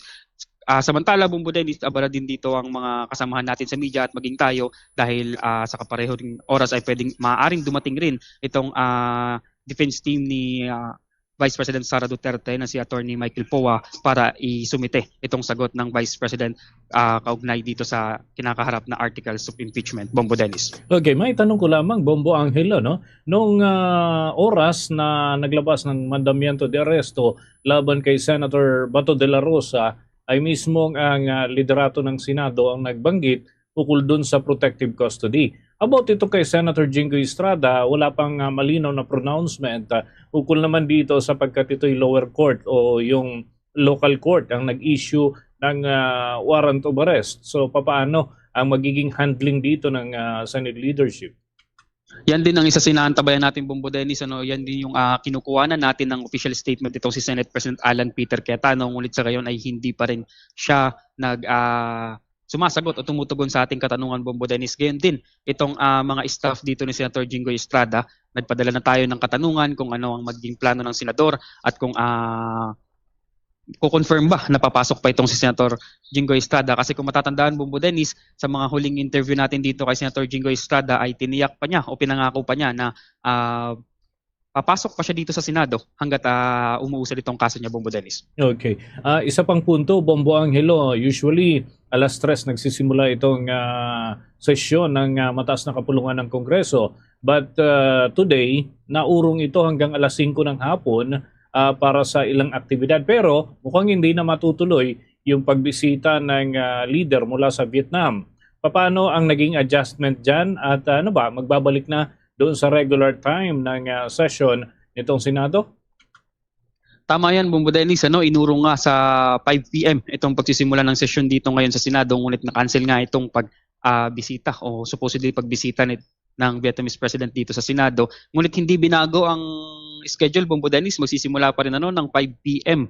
ang session dito. Bagamat na banggit ni Senator Amy Marcos sa isang press ko nung nakaraang linggo na sabi niya ay may iba pang agenda itong Senate nga. Magkakaukus pa ata silang mga senador, Bombo Dennis, kaya itinuloy pa rin na 5 p.m. ang pagsisimula ng session dito sa Senado, Bombo Dennis. Okay, nakuha na ba ng reaksyon o sumagot na ba itong sino mang opisyal mula sa Senate leadership tungkol dun sa hindi tumuloy na pagbisita ng leader mula sa Vietnam dahil daw sa ilang kontrobersiya dyan sa Senado? Any comment from the Senate leadership? Yan din, Bombo Dennis, ang ating inaantabayanan, kasi mailap pa itong si Senate President Alan Peter Cayetano sa media ngayon at hindi pa siya nagbibigay ng mga official statement, at inaantay nga natin, nakaabang tayo dito sa unang palapag ng gusali upang bantayan yung mga senador na papasok upang makakuha tayo ng statement dito nga sa mga sunod-sunod na issue na kinakaharap ngayon ng Senado, Bombo Dennis. Sige, the moment na dumating na dyan o may mga development, agad nating ibabalita yan sa ating mga kabombo at mga ka-Star Nation. Thank you so much, Bombo Angelo. At yan muna ang mga latest updates mula dito sa Senado. Ako si Bombo Angelo Ganan, and this is Bombo Radio Philippines, the #1 and most trusted source of news and information. Basta Radio, Bombo! At bago tayo gumalas mga kabombo, mga ka-Star Nation, kunin natin ang linya naman mula dyan sa Camp Crame para sa implementasyon nitong mandamiento de aresto dahil ang pambansang pulisya ang naatasan po na gumanap ng tungkulin upang i-issue ang naturang warrant of arrest doon sa kinaukulang personalidad. At sa pagkakataong ito, si Senator Jinggoy Estrada ang kanilang i-issuehan ng warrant of arrest. Alamin natin ang update mula sa lugar po ng lungsod ng Quezon sapagkat mainam na malaman ho natin mga direktiba. In fact, may mga instruction, may mga statement na kani-kanina itong panig ni Secretary John Vic Rimulya, ang tumatayong kalihim ng Department of Interior and Local Government, na siya namang nakakasakop. Yun yung umbrella agency ng Philippine National Police. Saklaw po ito ng Interior Department, kaya kanina ay may mga initial ng information na meron ng kopya ng mandamiento de aresto ang panig po o tanggapan ng pambansang pulisya. And of course, kalat na rin po ito mga kabombo, mga ka-Star Nation, ang iniintay na lamang natin kung ito ay ganap na may papatupad ngayong araw o magkakaroon sila ng arrangement o personal o kusang susuko itong si Senator Jinggoy Estrada. But obviously, ito ho ay hindi pareho nung nakalipas na linggo sapagkat ito ay isang non-bailable case.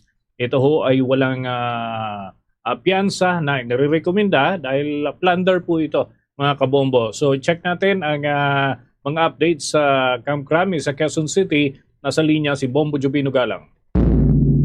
Yes, Bombo Dennis, at pinakala na ng Criminal Investigation and Detection Group ang kanilang mga tauhan sa mga bahay. Ganon din, may mga patungo na dyan sa may Senado para tignan yung itong arrest rin itong si Senator Jinggoy Estrada dahil sa paglabas ng warrant of arrest mula sa Sandigan Bayan dahil sa kasong plunder.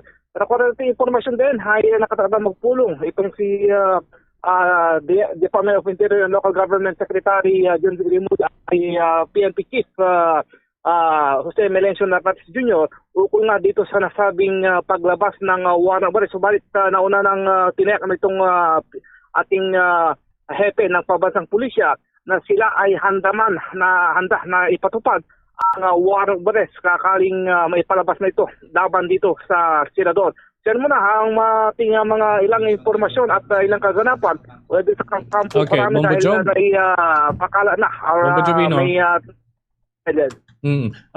ito may confirmation mula sa panig nitong si Senator Jinggoy Estrada na dyan susuko sa Camp Crame sa Quezon City. So standby ka dyan kung may mamataan na pagdating nitong si Senator Jinggoy Estrada. Lalo't napakalapit lang ng San Juan City dyan sa punong tanggapan ng pambansang pulisya. So antabay ka dyan kung may mga development Bombo Job at agad nating ihahatid itong mga karagdagang update, Bombo Jubino.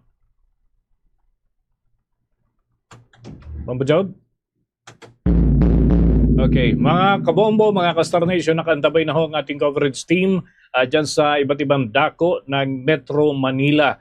Una ay dyan sa tanggapan ng Sandigan Bayan, yun ho yung magkakaroon kasi ng return of warrant the moment na maaresto na o kahit sumuko itong si Senator Jinggoy Estrada, magkakaroon ho ng proseso ng pagdodokumento at yung return of warrant. Ibabalik ho ng Philippine National Police yung kopya ng warrant of arrest doon sa Sandigan Bayan, and later on ang Sandigan Bayan 5th Division ay maglalabas naman ng kanilang commitment order kung saan ho ikukulong itong si Senator Jinggoy Estrada. Yan ho yung common na process unless otherwise meron ho mga adjustment bilang konsiderasyon sa anumang mga usapin at kung may mga hakbang may kinalaman sa legal na mga proseso, mga kabombo at mga ka-Star Nation.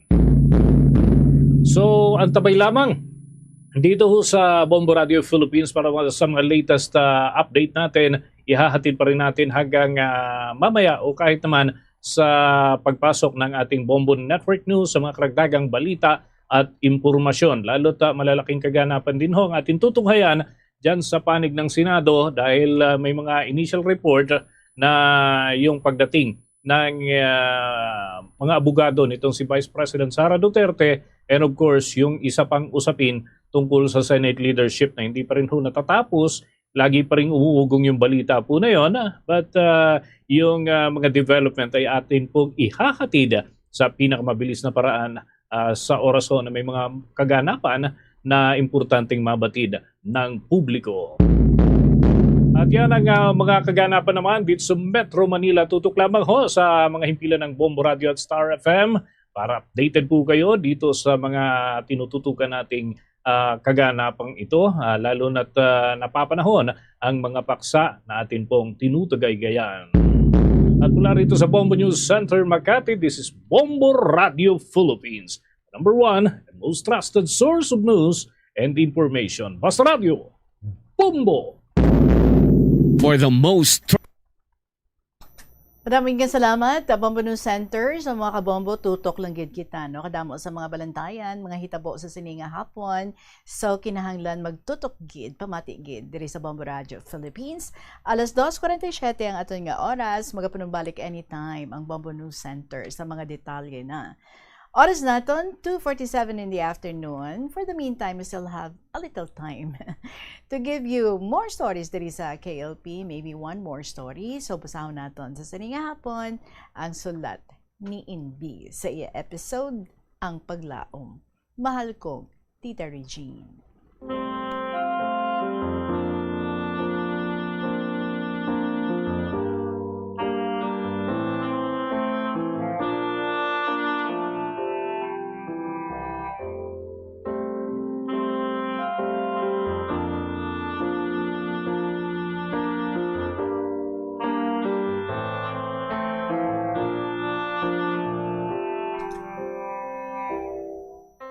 Hindi bala, samtang nagakabuhi pa kita, hindi gid pagduraon ang aton paglaom.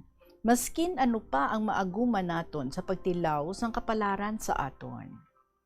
This is the topic I would like to share with you this afternoon. Kumusta na kamo, mga katapos ang Bombo Radio Philippines, labi na gid sa imo Tita Regine, mga kaupod ko nga story writers, my dear KLP lovers and added listeners, a blessed and warm afternoon sa inyo. Kaluoy man sa imo, Mr. Multiple Stroke Survivor, do hindi man kamo tama kapigado, do hindi man ikaw bata ang sarawayon, do kabuutan man sa imo, insa ka mag-anlang sa mga kamot ni tatay kag tito mo nga magkastigo sa imo. Insa, nawad-an sila sang kaluoy kag pagpalangga sa imo. Paano kung nag-disable ikaw kag hindi ron makairo? Hindi nandaihan makagat ang andasiko? Pag-abuso ron, di ang anda katunto. Sa imo kasakit ng ginaantos. Na-recall ko ang mga inantuson, ang mga mainantuson nga co-teacher ko, si Mrs. R. Tama ka imon sang iyabana.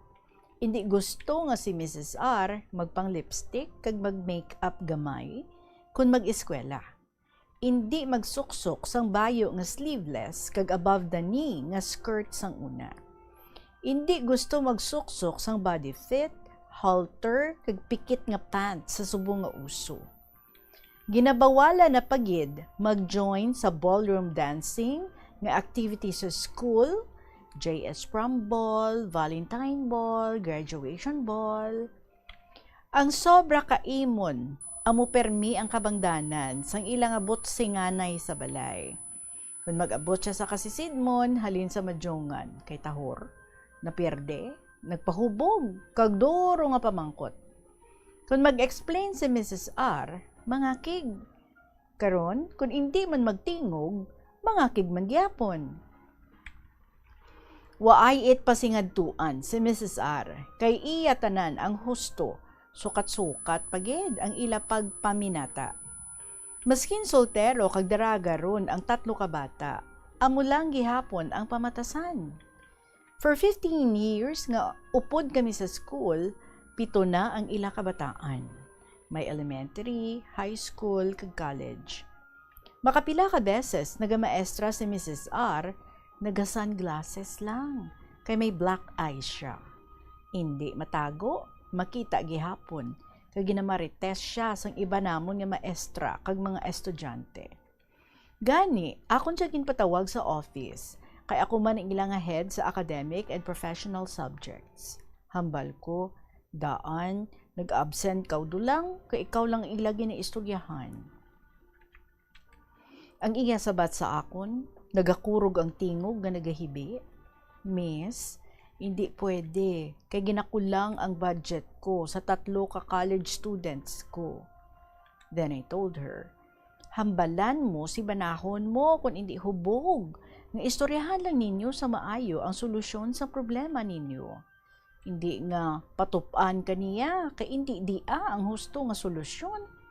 Di mayadran nga nagaatubang ikaw sa mga estudyante, may black eye ka? Dapat palanggaon kaniya, respetuhon kaniya bilang asawa, kay nanay ikaw sa mga kabataan niya. Kung waay si nanay niya nagpakatawo sa iya, nabuhi ayhan siya sa sininga kalibutan. Kung ang babae nagikan sa gusok sang lalaki, waay nagapatimaan nga superior sila, kag kastiguhon lang ang asawa. Equal mutual relationship ang kailangan dyan, with love, peace, and understanding sa inyo sa sulod sang inyo pamilya. Nagsabat siya, Miss, makapila na ka beses ako nag-attempt nga maglayas.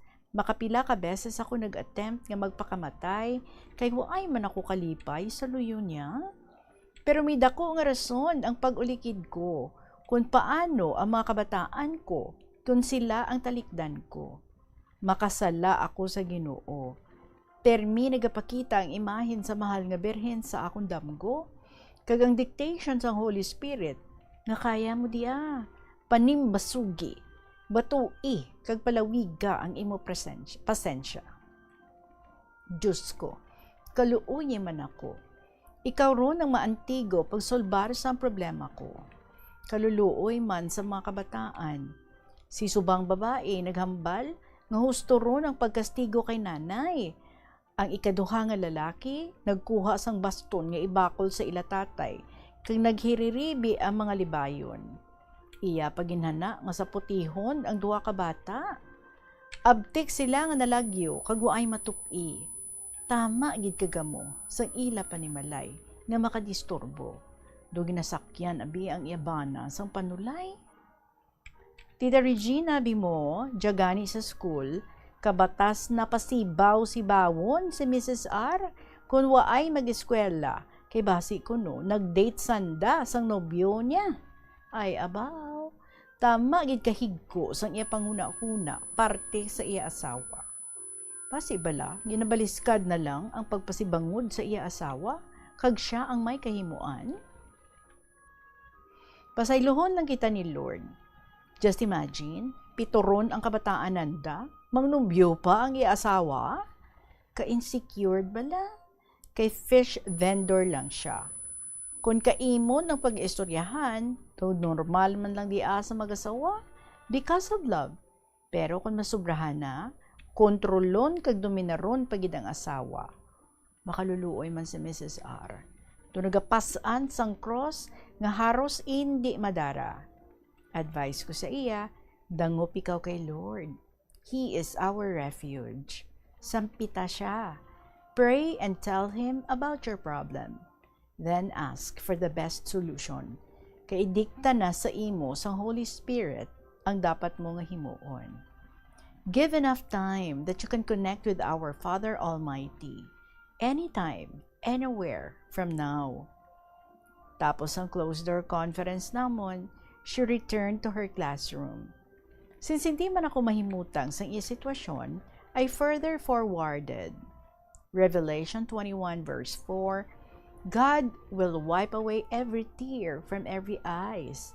There shall be no more death, nor sorrow, nor crying. There shall be no more pain, for the former things have passed away. Right now, ang United States spends about $1 trillion a year on its military.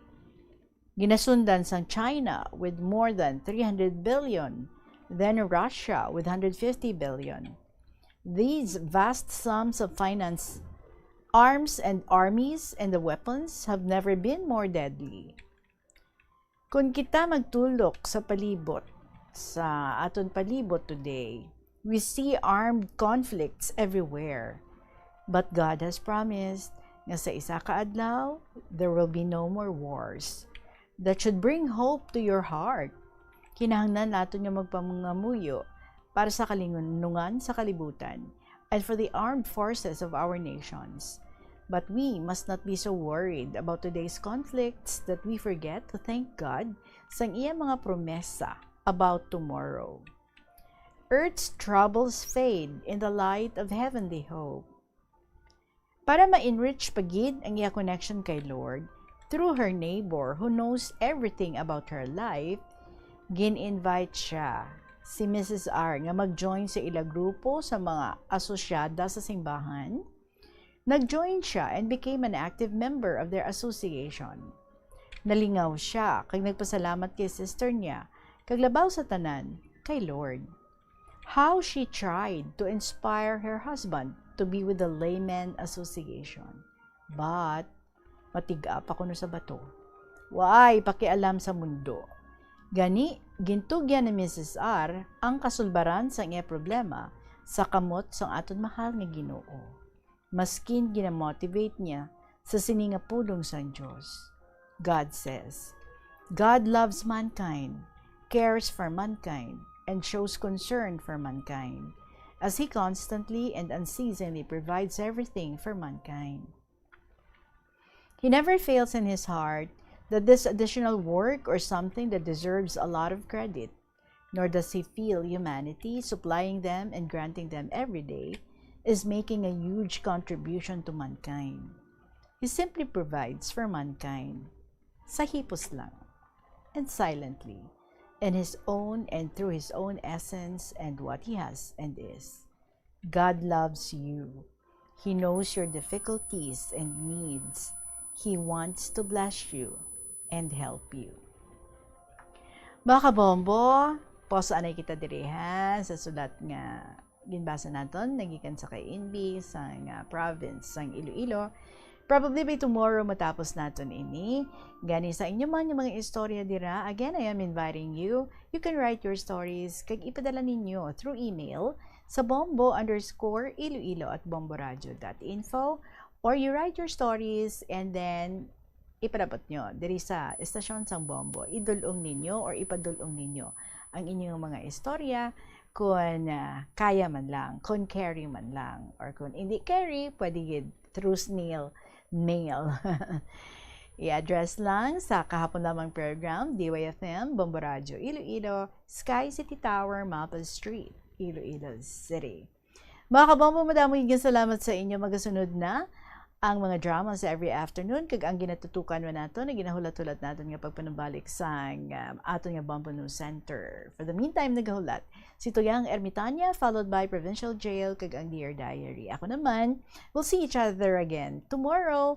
So madamo higing salamat sa liwat sa inyo tanan. Sa gihapon, ininyo alagad si Tita Regine para sa kahapon lamang program. Good afternoon and God bless.